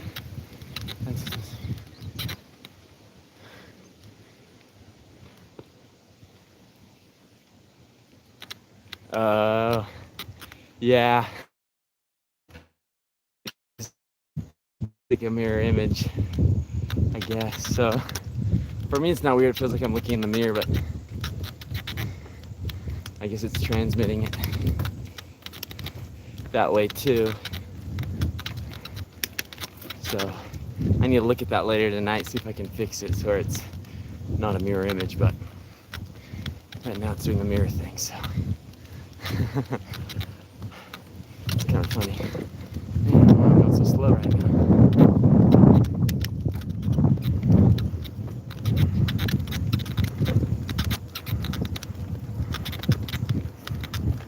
I'm gonna try and up the pace some.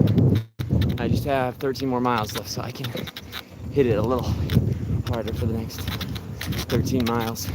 Try and get there a little quicker.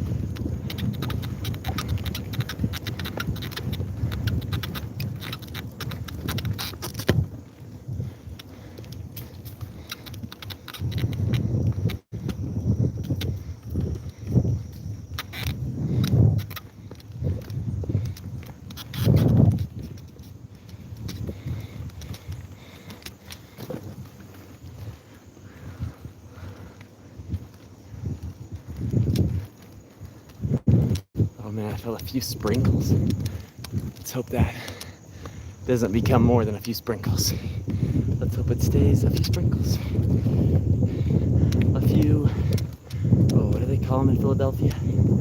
Jody's? I learned this.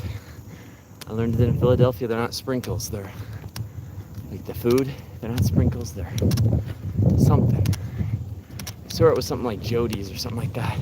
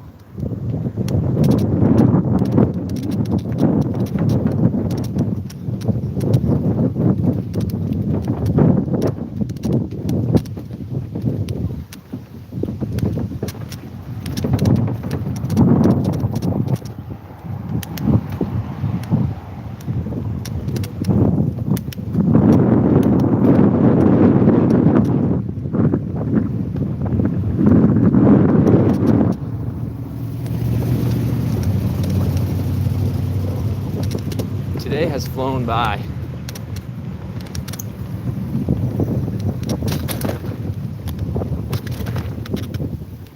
It has absolutely flown by. We got up at 7. I wonder what time I got out. Maybe like 10:30.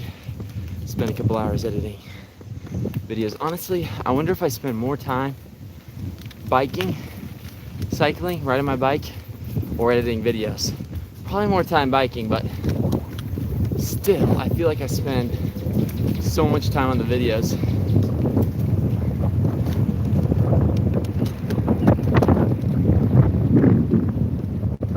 It would be awesome a point where I have like a team, you know, or at least I could be making money off this and hire a video editor to make the videos a lot nicer too. That would be cool. That's the goal, guys. Get to the point where I can have a media team, and so I can just focus on doing cool stuff, because I feel I'm loving doing this trip a lot, but I'm also feeling very divided.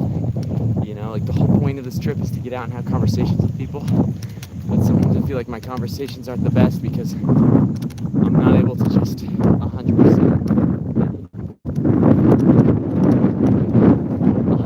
focus in on, you know, just talking to people. If I had, let's say I had an editor, I had a videographer going with me too, dude, I could really, I think, just focus and have some absolutely incredible conversations. I'm already having incredible conversations, and there's something magical too about and something I'll probably look back on as being really amazing, this time of just being by myself, doing this by myself, having to work through all the issues, learning how to edit, learning what makes a good video, because I do want to learn all that. And it's probably something I'll continue doing for a while, because this is the first time that I'm, or probably the for a long time, where I'm trying to release every day, you know, I mean, videos throughout. So my plan is to keep making videos after this, going out, talking to people, interviewing people, doing other videos, other series. But probably it'll be like a weekend. I go out on a weekend to a certain place, a town or a certain place in the country, and can just focus on filming that day or those couple days, and then go home and spend the next week or so editing one video. So that's what I'm thinking, you know, because anyhow, where was I going with this? Oh, just that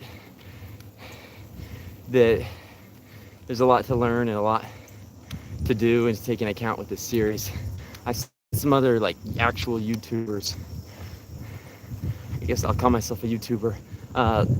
Maybe I am a YouTuber, but I've seen people that make money off YouTube.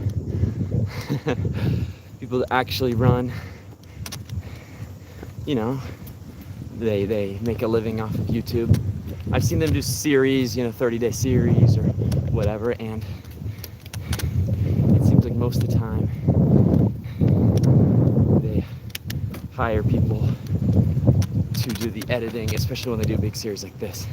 I even saw one prominent YouTuber that he had previously done all the editing, but he did a big series that was 30 days long, and he ended up hiring an editor for that series because it had gotten to the point where he could no longer film, do everything he needed to in the day, and still have time to edit. So he had an editor working around the clock making the episode every day. And unfortunately, I do not have that. I would love to have an editor. They just focus on taking video footage throughout the day. At the end of the day, send it to somebody, have them start working on the video, and a couple days later, the videos start coming out. That would be pretty cool. But this will give me practice making videos in short amount of time, you know, just pumping them out. I'm really starting to get practice with that. And even editing without a lot of time, I'm starting to get a little better at that too, and just figuring out how to film stuff better. And you know, this is just a big learning experience. And the cool thing about YouTube too is as I go on to do more videos, make more series, this will always remain as kind of the beginning, you know, and that's what I want, you know, this to be the base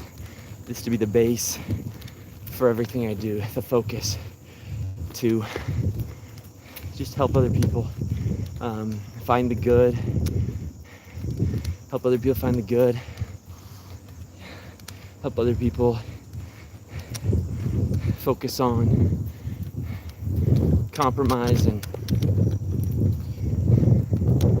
finding where we do agree on things, but also talking about things we disagree on, but doing it all in the right way, you know? And so I hope that stays my focus. Hey.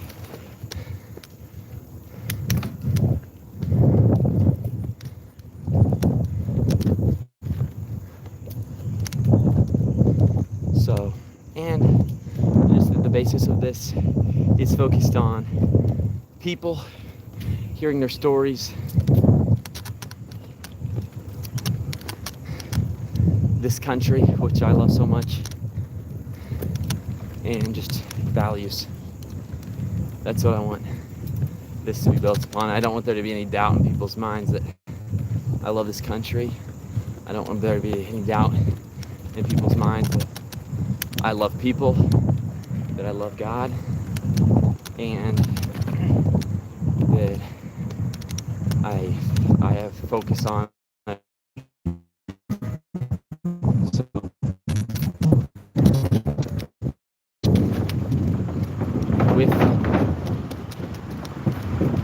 it's very interesting, the internet, because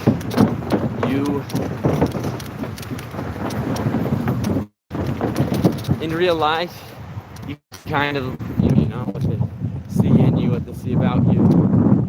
And so,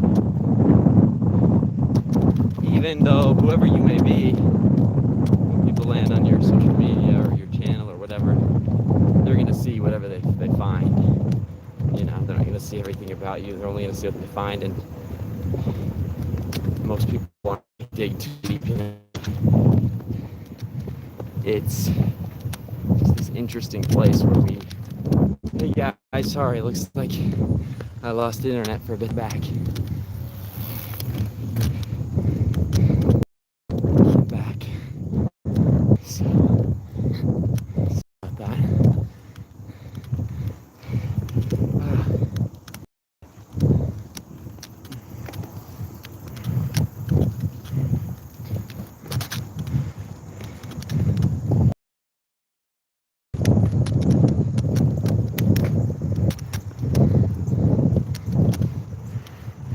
I'm gonna try and pick up the pace. I might have to stop talking quite so much, but I'm gonna try and pick up the pace a little so I can get where I'm going. Whew. Whew. Whew. Whew.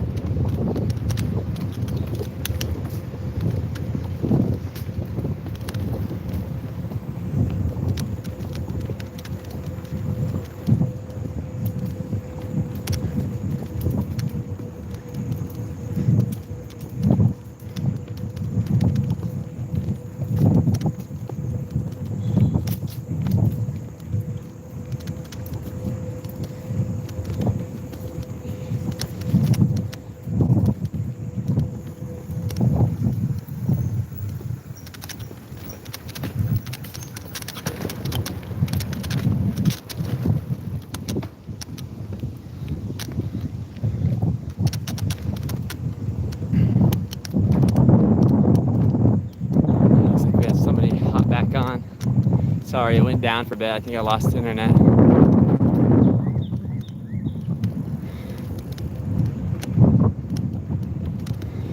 My top speed that I've gotten to is actually, just now reading the comments, my top speed that I've gotten to is actually 25. Hey.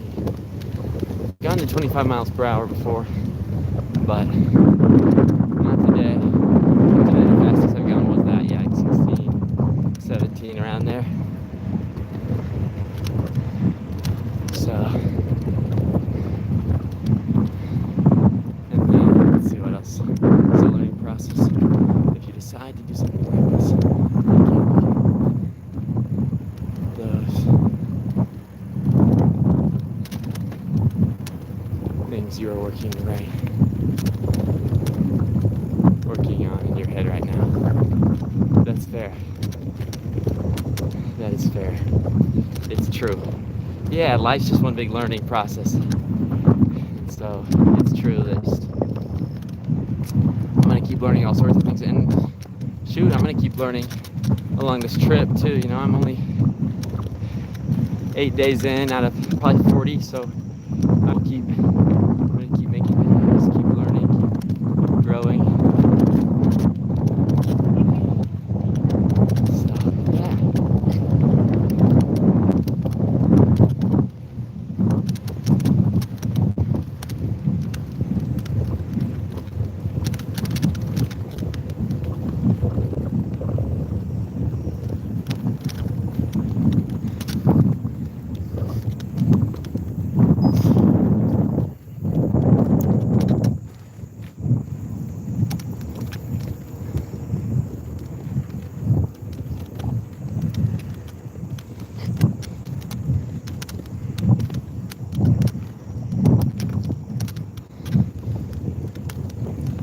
Hey, how's it going?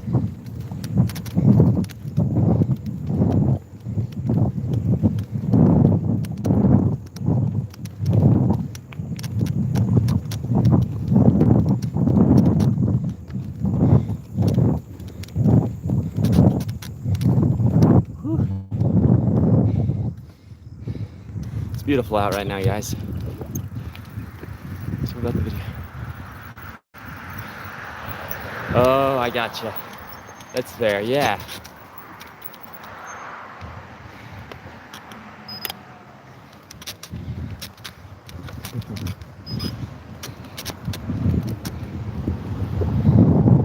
That's fair. Yeah.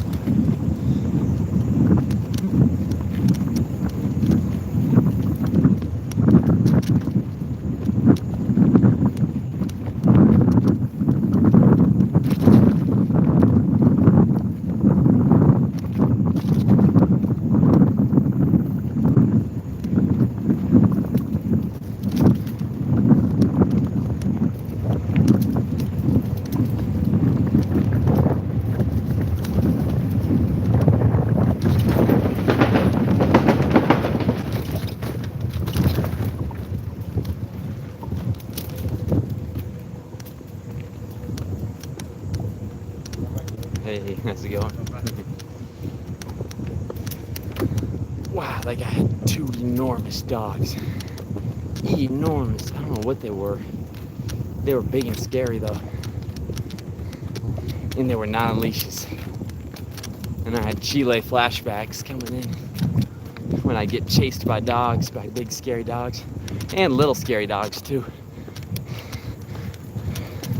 But thankfully they just stayed there and didn't do anything.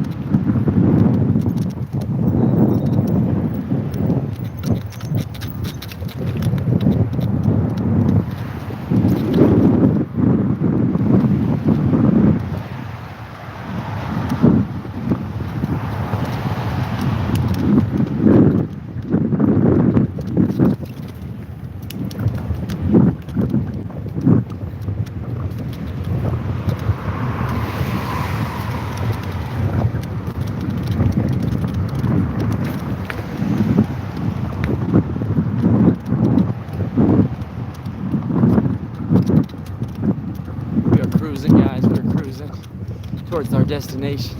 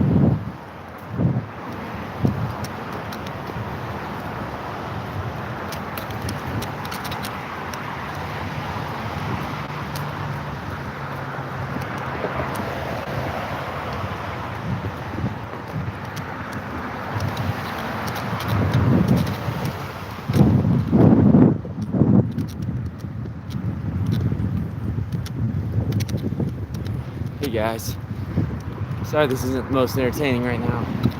I am pushing to get to my next place, like every day. So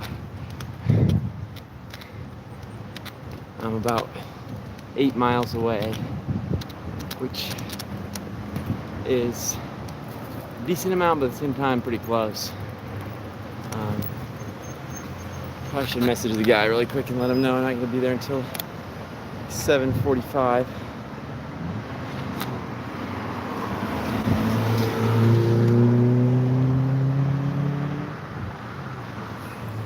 Okay, sounds good. Yeah, I'll definitely stop at a bike shop probably tomorrow, or very least talk to the guy, because these people that let you stay with them are almost always big cyclers themselves that have done lots of trips and, you know, are into it. So I'll at least ask him to take a look at it. Let me know if there's anything I can buy to put on it, you know, to improve it.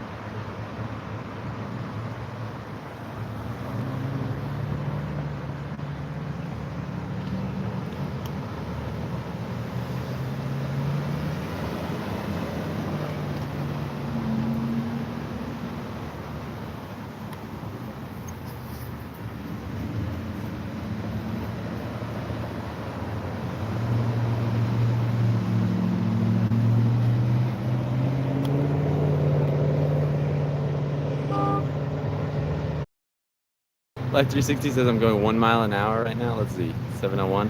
I'm probably going 0 miles an hour right now because I'm stopped at a stoplight, and I was sending a message to my host letting him know that I'm gonna be there even later than I thought. So now I'm gonna get started again. That's crazy that it tells you how fast I'm going. Like, how does it know that? That's kind of insane. I guess just uses the GPS.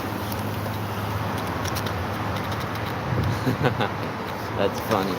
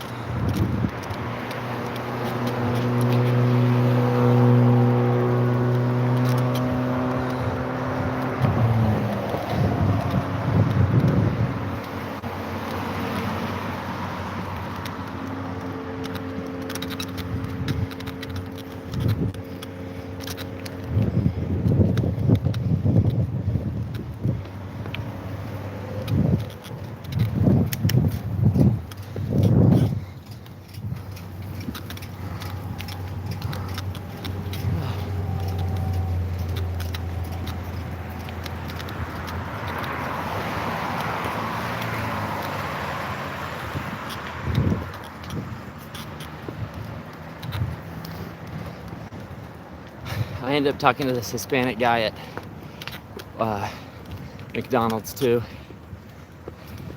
today. He was cool. He didn't want to be on camera, but he actually started talking to me. He said like hello, but I just heard him speaking Spanish, so I was like, hola, ¿cómo estás? And he was like, hablas español. Pensé que eres un gringo. I was like, well, I am a gringo. Also speak Spanish. We got talking for a while. He's really nice. We had a good conversation. He ended up giving me a hug at the end.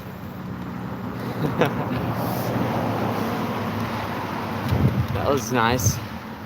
Very friendly. Jose Luis. Jose Luis from El Salvador. He came here when he was 20. He's probably he looked like he was maybe in his 50s. Came here to work. He talked a bit about his president, Nayib Bukele. I really like Nayib Bukele.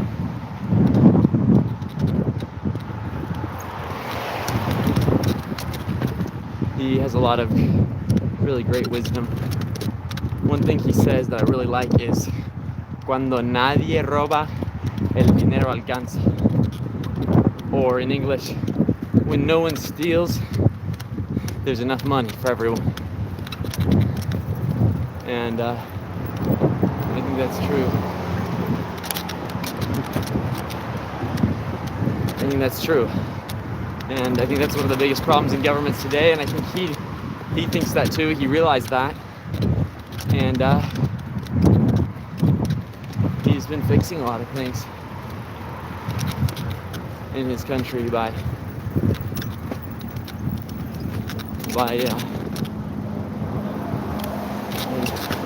just by actually doing a lot of the things politicians say they're going to. He does, you know. Politicians say they're going to clean up crime. That guy cleaned up crime, you know. Politicians say they're going to improve public spaces. That guy improved public spaces. And he did it all without taking more money, you know. That's really cool, really amazing, and just really a wise, smart guy. I think kind of a lot of leaders of countries could learn from that guy. I think he has like a 90% approval rate in his country, and he keeps getting reelected, which they actually changed the term limit in El Salvador. It used to be you could only have 2 terms. They changed it now. You can have as many terms as you want, or as long as people vote you in.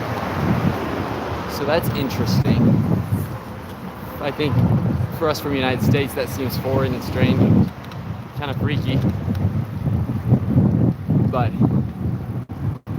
I think we've also never had a president with a 90% approval rate. So very interesting.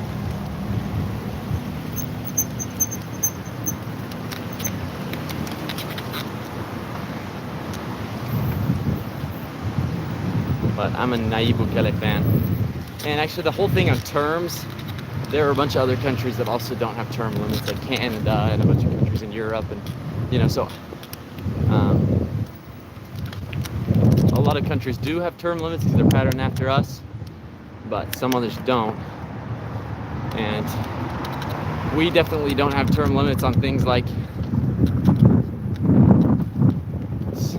you know, senators and whatnot, congressmen. We could probably use some term limits on that, actually.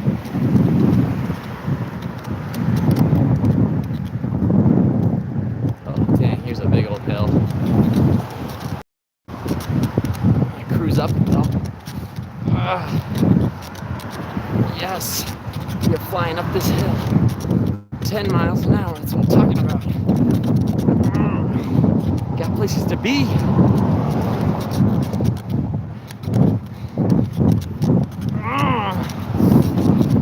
Woo.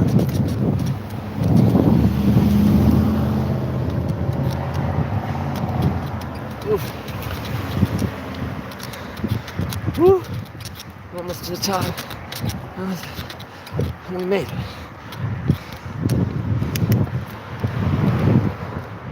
Hey, how's it going?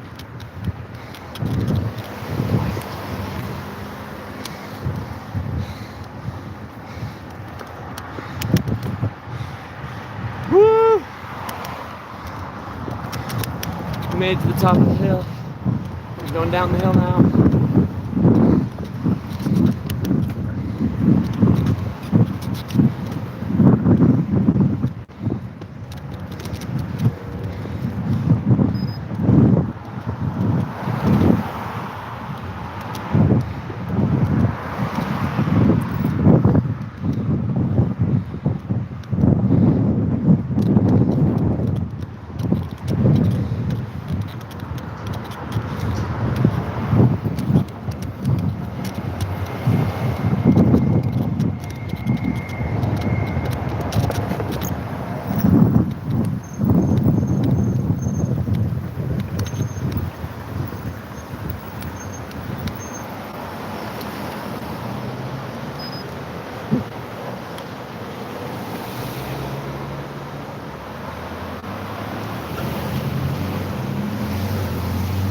Oh, okay, you wrote that 5 minutes.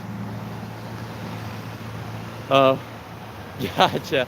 Okay, I think there's a delay between when the messages come in, because it showed the message came in at 7:01 and I responded back at 7:02 to your message. So I think there's a bit of a delay in when the messages get to me and when what I'm saying gets to you guys too. So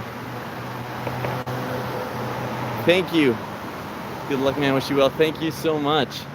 I appreciate it. I appreciate it so much. We are making progress. Making progress for sure. It feels good to. Tomorrow, I think I'm going to be entering, or maybe even today, my 6th state, which feels really good to have already crossed through. Already crossed through 5 states, and tomorrow cross through DC, which I guess isn't really a state, but then what is it considered, a territory or a I don't know, province or something. Cross through DC and then into, after that, into Virginia. So I'm feeling good, feeling excited. Wish somebody could gift me like 5 more hours a day to spend talking to people and editing videos. Maybe a half hour just kick back, relaxing. I realized today that other than talking to my family and then talking to, other people, I have not taken any breaks from this since I started. Like, I have woken up, immediately started working, either, tearing down camp or editing videos or preparing to go, then biking and arriving at home. Even at night, I work on editing videos until I go to sleep, and then go to sleep and wake up and do the same thing. So I really have not, 99% of my time since I started this, I've just been doing this. And so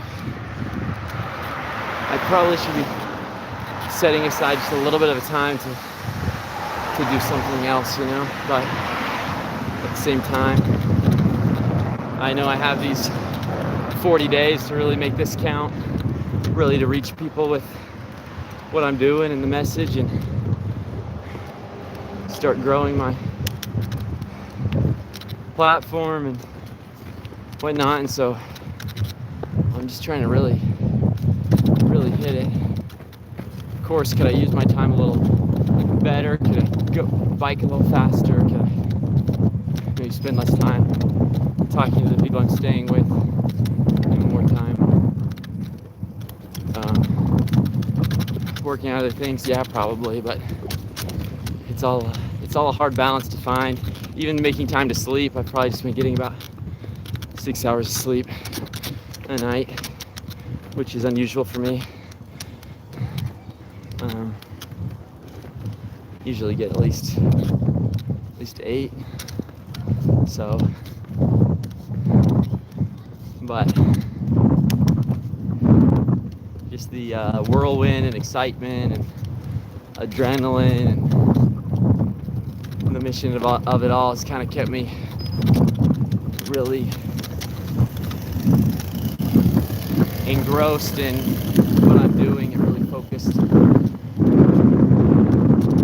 spending each hour, each minute working on this. So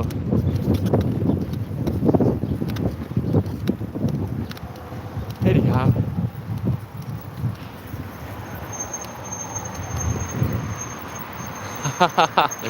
yo, these comments, oh my goodness. This is Ara. Hashtag Ara. Who is this? Actually, tough this. Did you just meet me on the internet, or have I met you along the way? Because I've been talking to tons of people. AOK, J1. Sorry.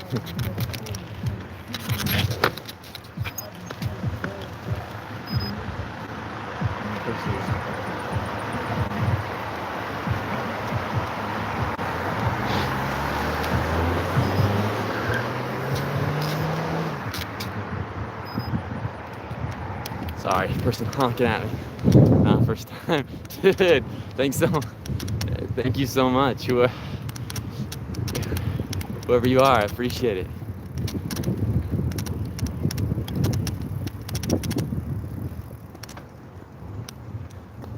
You're so nice. I am actually, Eric, I saw you asked about if I'm close to Annapolis. I actually was closer to there this morning, but I ended up going a route where I kind of cut that off. Didn't go to Annapolis, kind of just cut straight through to DC. So I am now getting close to being in DC. I'm still in Maryland, but I don't know exactly what city I am in. I'm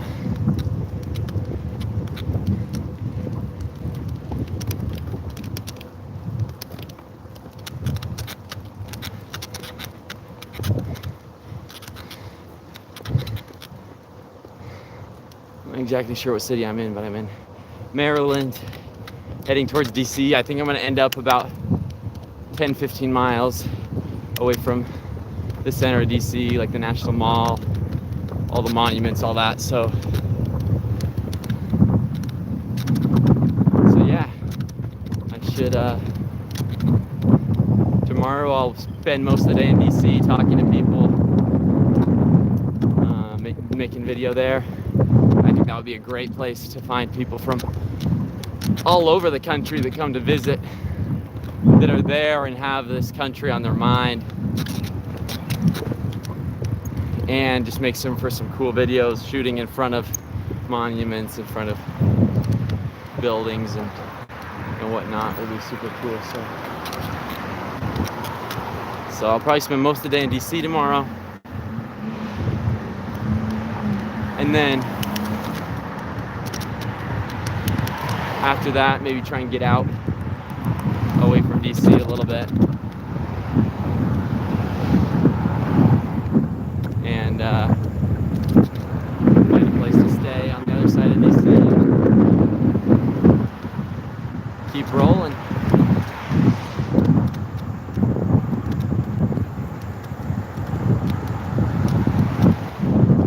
Okay, here we go. We got a big hill. I'm taking it with gusto.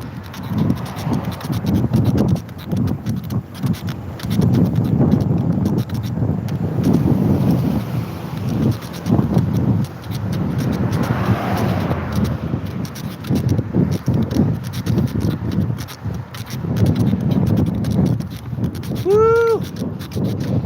My legs are burning, but we are cruising up this hill, guys, at 8.5 miles an hour. Woo! Yeah. Eso, mis amigos. Ok. Ahora estamos bajando. Vamos bajando pues. Okay. Awesome.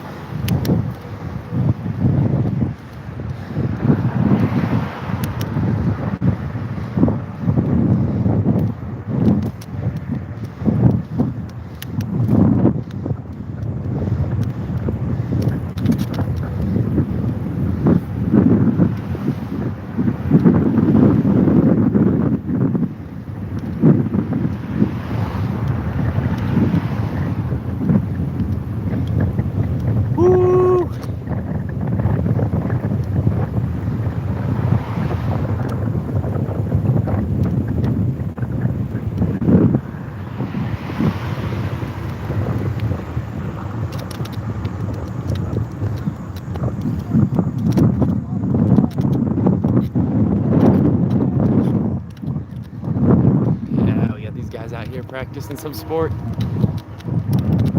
Maybe for football. Probably like 100 guys out here running, doing bear crawls.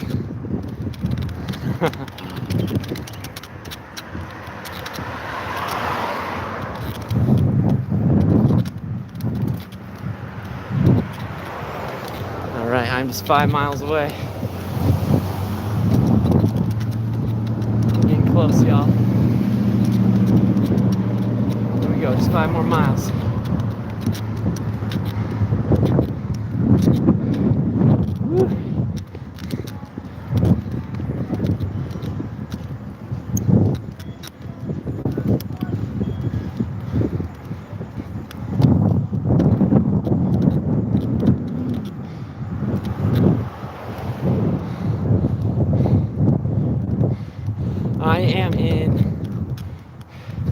I'm almost getting to Washington, D.C. right now. So I started 8 days ago in New York City, and I've been trying to go about 50 miles a day, and I'm now almost in D.C. So yeah, I started this morning close to Baltimore, Maryland. Now I'm ending close to DC, and so I still have like 35 days to go. I'm biking all the way to Key West, Florida, and so I still have a long way to go. But I've just been kind of camping along the route, or staying with nice strangers to let me stay with them, believe it or not. So it's been sweet. It's been really cool. And the point of it is to also talk to strangers about politics, about the country, what it means to them to be an American. And so I've been trying to release some episodes with my conversations, a few shorts too with conversations, updates, stuff like that. Kind of showcase the people I'm meeting and just the goodness of a lot of Americans. I guess my point wasn't even to show the goodness of Americans, it was to show the real America, you know, and whatever the reality of that was. And so far I've mostly only just found good people, to be completely honest, people that just have really taken care of me and helped me a lot. So I'm feeling super blessed, and I'm going to stay in a stranger's house tonight. Some random person bought me lunch today. People have just been taking care of me. So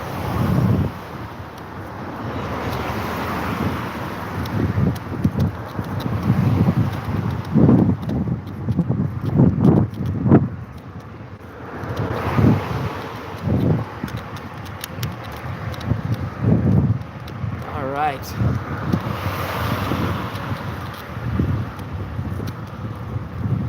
4.7 miles.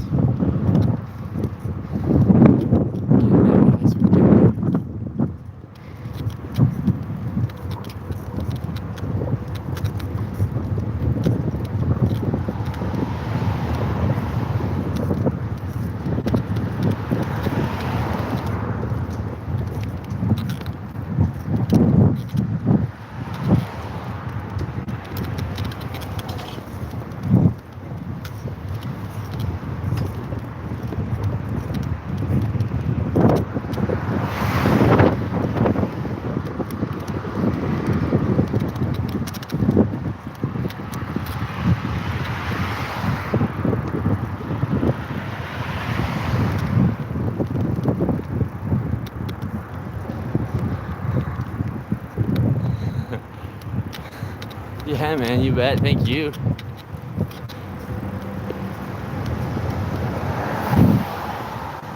Just kind of zigzagging all over the place on 360, but I think it just shows, it's just the way it draws your path. But it shows you going north, so hopefully your destination is not too far. Yeah, it says 22 minutes on my GPS, so that will probably end up being more like 30. But it shows I'm just 4.4 miles away. So I've been thinking recently about people that make it online and just make it in general, but especially online, people that make it. And I think in kind of the fields I want to go into, you see people making it either by one, being very smart and thoughtful and eloquent, and they just share they just kind of share their thoughts and beliefs, and with being so eloquent, they're able to make it. And then you see people that make it not by being eloquent, but by doing like stunts or doing things other people wouldn't be willing to do, and and bringing you along for the ride, you know? And so the last 6 months I've spent just making videos online, trying to improve my eloquence and my ability to share some ideas and thoughts on things. And now here I am, just focused on trying to do something interesting to show, you know, kind of showcase the world as it really is, more like reporting instead of commentary, you know. And so I've been thinking about that, and I guess one of my biggest goals in life is just to become really eloquent and like a powerful speaker. And so I've just been thinking about that and how I can combine that with this journey. And you know, my thought's always been too that if this doesn't actually go anywhere, any of this stuff, it's still just really cool experiences, and also just an ability for me to grow and change and become more eloquent, become better at expressing my own ideas, become better at learning from others and understanding their viewpoints on things, understanding how to get along with people and compromise with people, but also agree to disagree. And so there's just been a lot of learning. But I hope as this continues that I can continue. This platform allows me to continue being able to do things where I can explore the world and the reality of the world. And I hope on things that really matter, you know, not just traveling. I think traveling's great, but I think traveling with a purpose to learn, to grow, to open your mind, to discover, become educated, to understand the world around you, and then to use that knowledge to make the world better. I think that's powerful. And so I hope that I can continue using this platform to do cool things that help me grow and change my viewpoint on life, but also that I can use it to become more eloquent, better spoken, and just a better citizen, you know? I think we don't put enough emphasis in our culture on the things it takes to be a good citizen and to watch out for your country, to care about your country, what someone that really cares about their country should do, you know? Because when someone really cares about their country, I don't think what they should do is only get online and you know, argue about it. I think the key is to be informed in the important things, and especially in the things that you can control. You know, I think we could all do a little better at being informed on the things that we can control, like local elections or, you know, things going on in our communities that a lot of people don't even know about, but they know everything that's happening in Iran or everything that's going on at the White House, that they're building a ballroom, whatever, you know, just things that we sometimes focus on things that may be important to be informed about or that you enjoy knowing, but don't exactly make us better citizens by knowing it. And so I think we could all do a little better at being informed on the things that matter, and then also being able to sort out the things that matter and the things that don't, because nobody has time to read every news article or to watch every video by your favorite news TikToker, you know. And so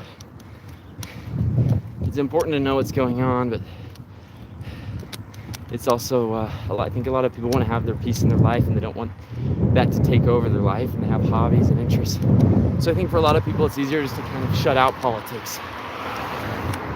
Either shut it out or get too deep into it. You're just in the fray of things and you're feeling all the emotions that the media wants you to feel, so that you'll keep participating and engaging with the content they create. And so I think we could all do a little better at those things, you know? Becoming more informed, becoming informed in the right things, coming to an understanding of what the important things are to be informed about, and then acting, you know? When we have a chance to act and to make the world a little better, to do it. And I think there are a lot of people in the US that do exactly that, you know? But I think there's plenty of us too that stay out of it,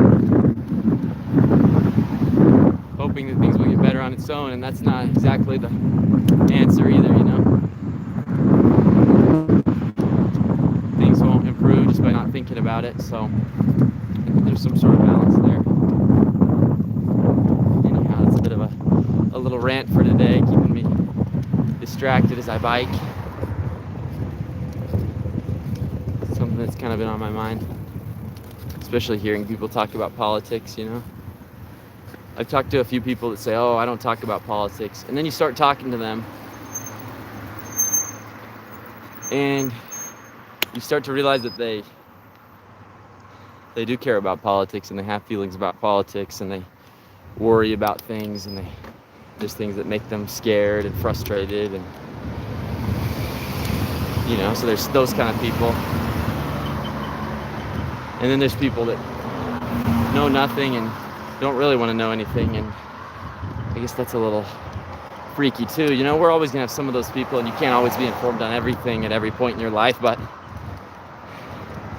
once we get to the point where most people aren't informed,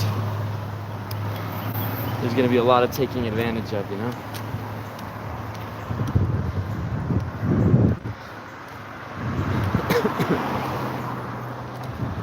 Okay, another hill.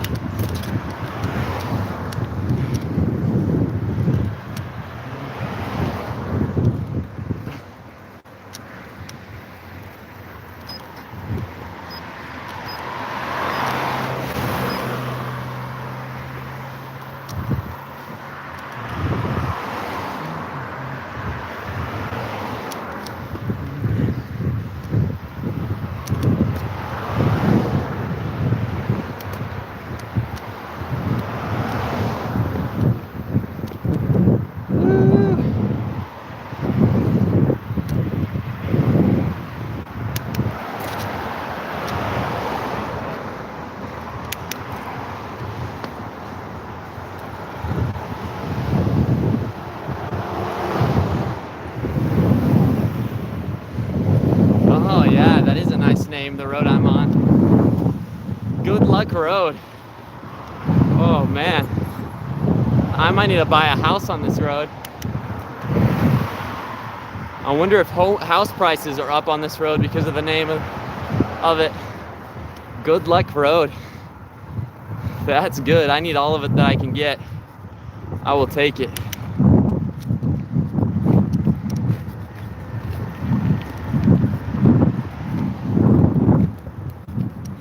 I will take all the good luck I can get, so nice.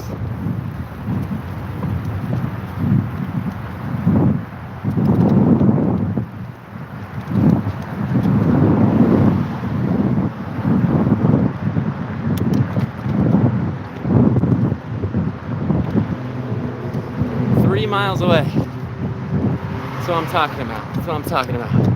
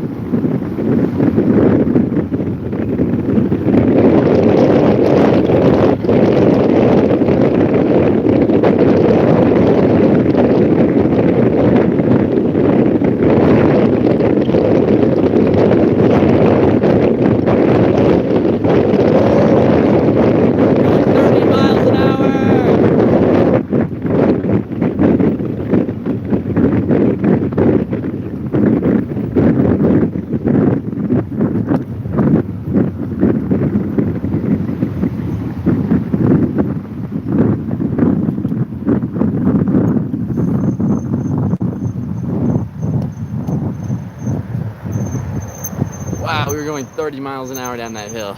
That's crazy. District of Columbia. That's what it is. I'm so dumb.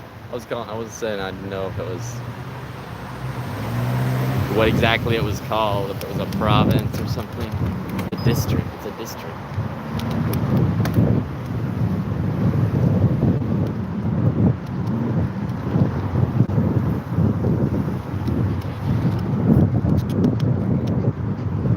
Intersections feel so much smaller in a car.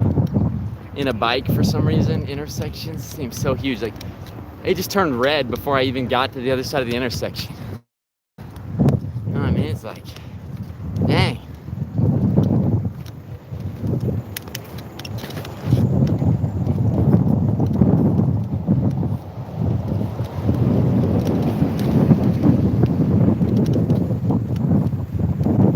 Also, potholes feel a lot bigger in a bike.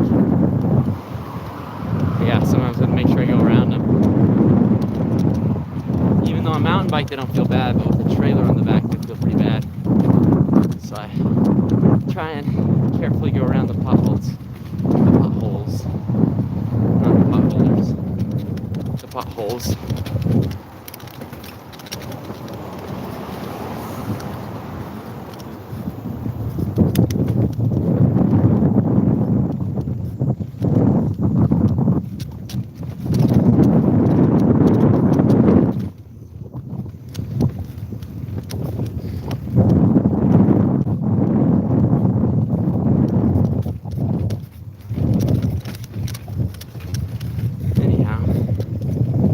Live streams, sometimes I get kind of bored of listening to myself talk, so I'm kind of impressed that you guys get on here and listen. I guess you're not listening the whole entire time,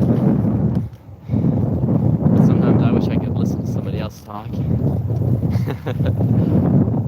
a podcast of music, to somebody telling me something, instead of just being over here in my own echo chamber with only the chat to respond back to me.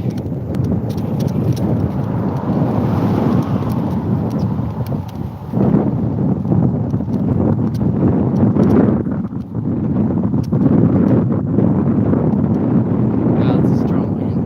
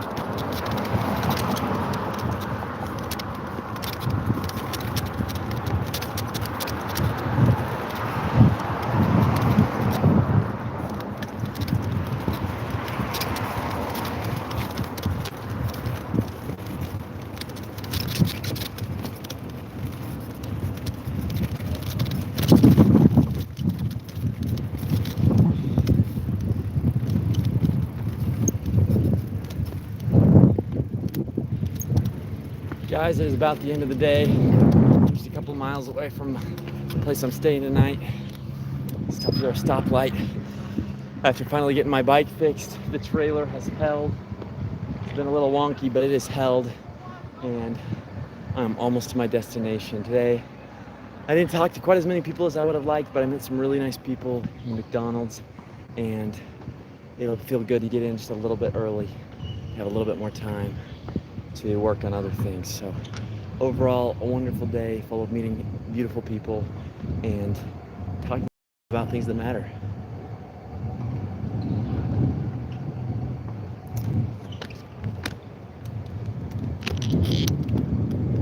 Phone 1 and phone 2.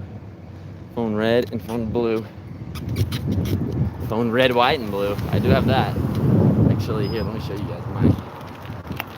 I'm trying to be patriotic with my phone too. Let's see. Okay, let's see. What does the comments say?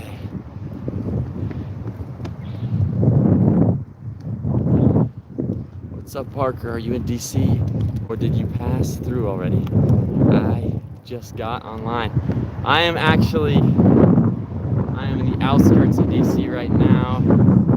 I'm gonna stay the night in the outskirts so I can spend most of the day tomorrow in DC.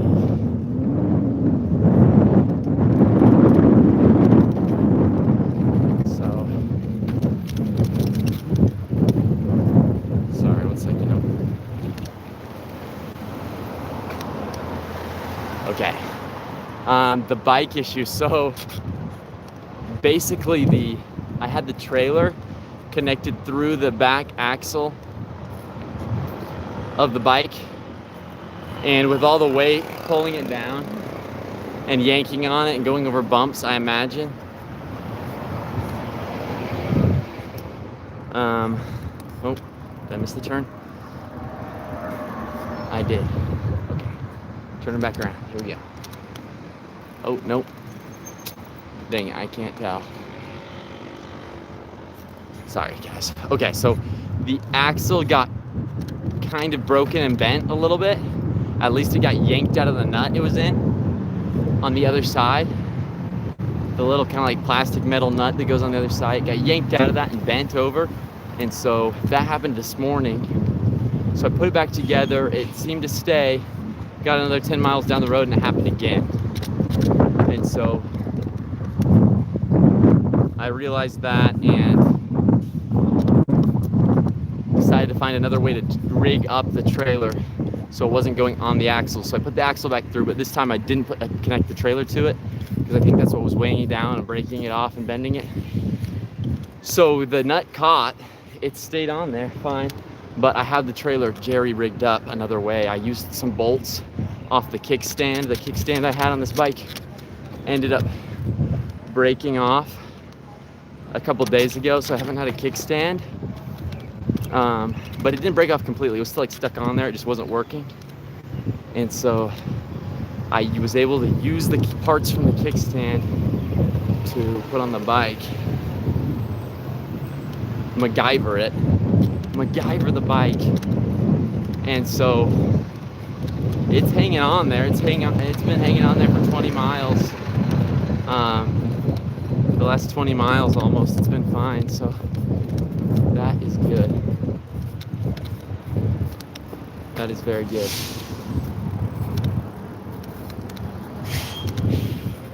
I'm trying to figure out where this GPS is trying to take me.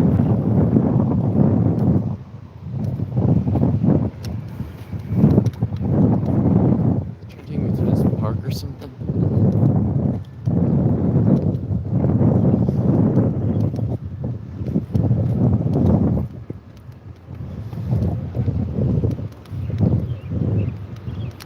Hard to tell, but yeah.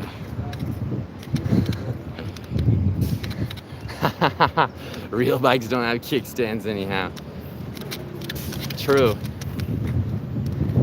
And real men wear pink, so I think I'm neither a real man nor have a real bike. Well, now I have a real bike. Maybe I just need to get a pink shirt, then I'll be a real man on a real bike. Oh my goodness. It looks like the route the GPS wants me to take is closed. Oh wait, no. It's mostly closed. There is a small gap here we're gonna squeeze through. Whew.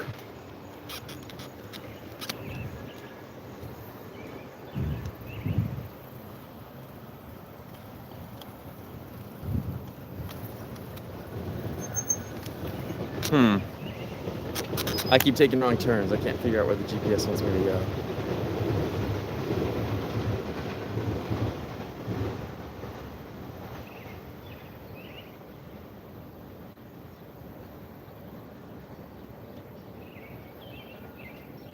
Alright, I guess I'm just... I don't know, maybe I should turn around. Can't figure this out. Okay, it's taking me a different route.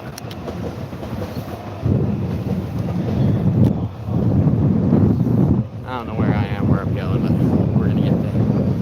We are just 1.5 miles away, so.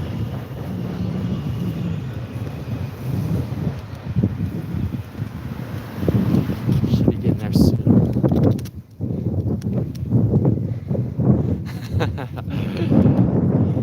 I would say you can mail me a bike, but I don't think, unless I get a P.O. box. Homeless people don't have addresses, and I'm afraid I fall into the homeless camp currently. Otherwise, I would take a map. Oh man, you know, I got this online map. You'd think it would work good, but maybe the map works fine. Maybe it's the navigator that's not working so good.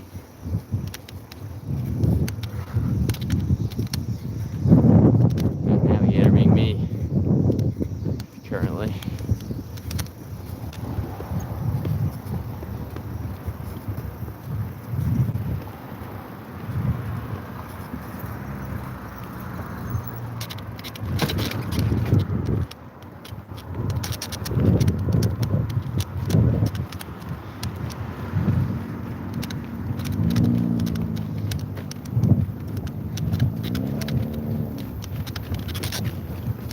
Whew.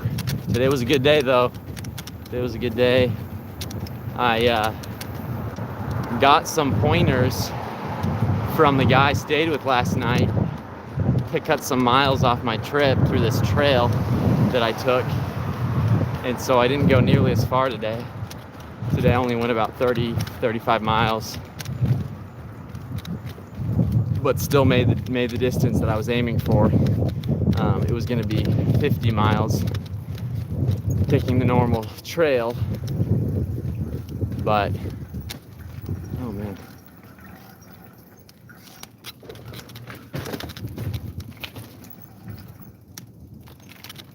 but I was able to cut off some miles by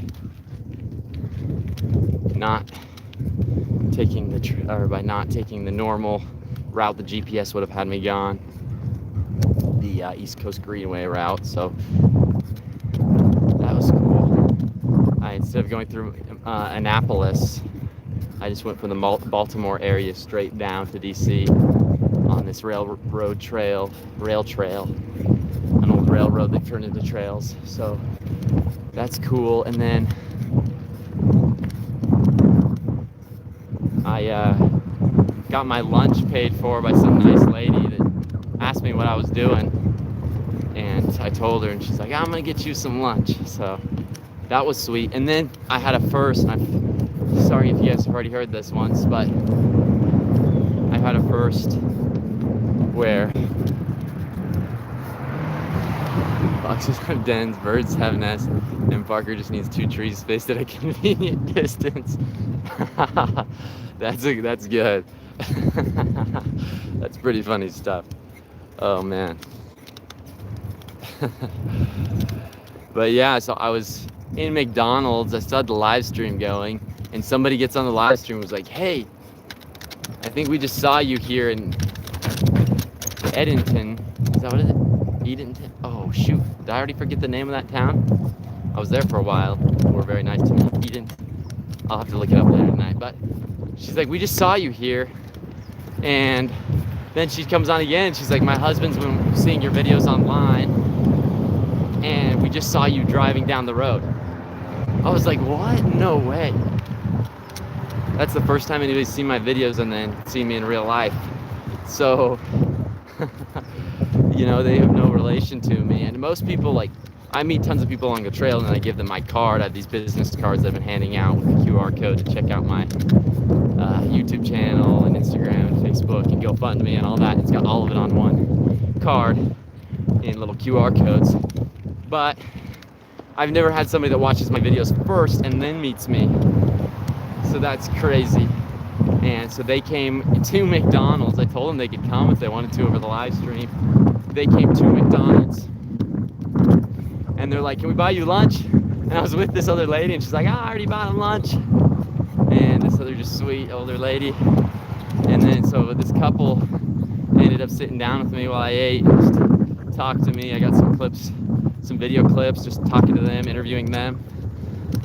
And then as they were leaving, the guy like shook my hand and slipped some bills into my hand. I was like, oh man.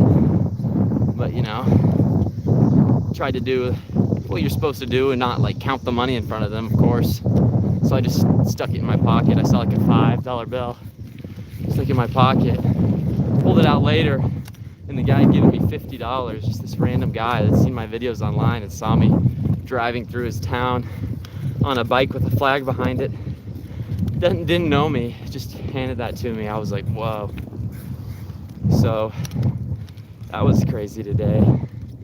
And then there's lots of nice people. In the time I was sitting in the McDonald's, I made a couple other friends. This one guy just came over to me, and this older guy, and he just said hi. And I said hi back. And he's like, you were just looking so positive today. I was like, okay, thank you. I'll take that. And then he finished his meal, and when he went to leave, he came over and hey, how's it going? When he finished his meal, he came over to me and said goodbye and told me he hoped I had a good day. And I wasn't even like I didn't have my helmet on or anything. He didn't know I was biking. Just some like friendly stranger in small town America. Say goodbye. So, but also had lots of good conversations today about politics, about the country. Some of them recorded, some of them didn't want to be recorded, and so they're just little conversations I had with people. And that was neat. Whew. Okay guys, this has got to be the last hill.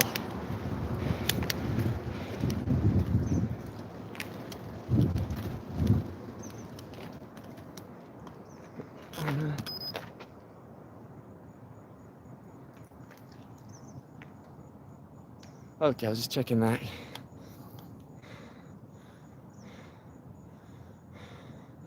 I do not. Oh, thank you so much, Brian. Uncle Brian, I love you. I appreciate you. Thanks for your help today too, and checking in, saying hi. You were on here a while too, so thank you so much. And I'll catch you around. As for the QR code, no, I do not. I should have put one. I was planning on doing it. I just didn't have time before I left. I was preparing everything last minute. I bought the trailer the week of. I ended up buying this bike the day of. And so I was just really last minute on everything. But I kind of think Drew, my brother, is currently making a QR code for me to chuck on the back of this, on the back of my bike. And so I know I don't have an address, but I think he was gonna find somewhere along the route that he could send it. I have a couple uncles that live in Virginia Beach, and so I'm gonna be passing through that area, Virginia Beach, Norfolk area. And so I think he was gonna maybe send it there, so I'll have a QR code. I'm not sure if it would be to put on my shirt or if it would just be to put on the back of the trailer on the bike. But it would be nice. It would be cool. That way people that are just driving by can, even though it's a little sketchy thinking about like people People trying to scan a QR code as they pass me by. You know what I mean? Like people already get kind of close to me on their with their cars. They're like hanging out the window, scanning my back. Hey, how's it going? Then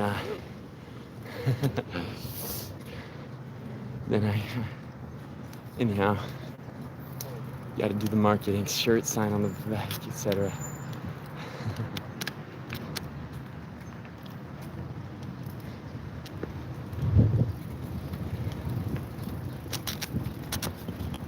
Put a big Venmo QR code on there. That would be sweet, and maybe I should do that. Right?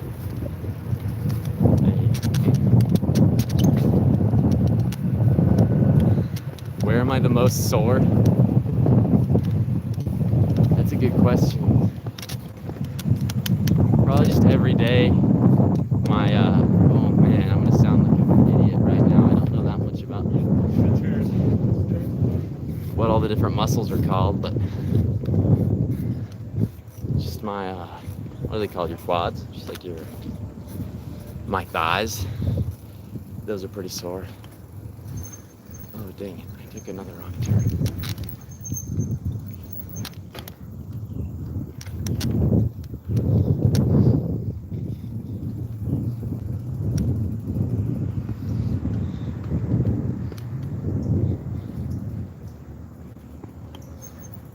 But yeah, thankfully I'm not too sore though.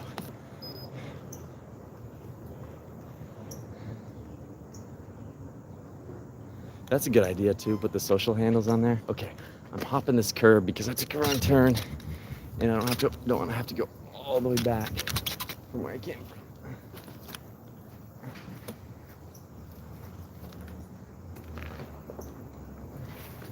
Okay, made it over the curb to the road next to it. It's like this trail next to it. Here we go. Okay guys, we are basically, I am 0.2 miles away from this person's house, so I think I'm gonna go ahead and end the stream here, which is sad because 7 people are on right now.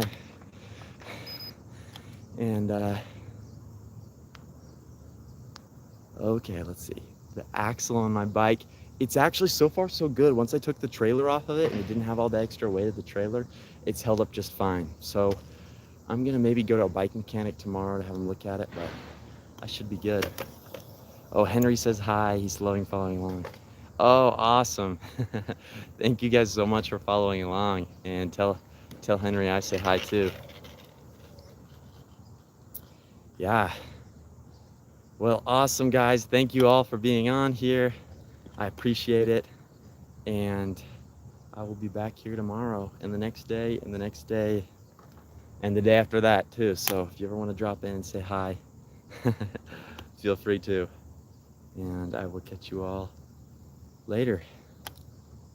Take care. God bless. See you all.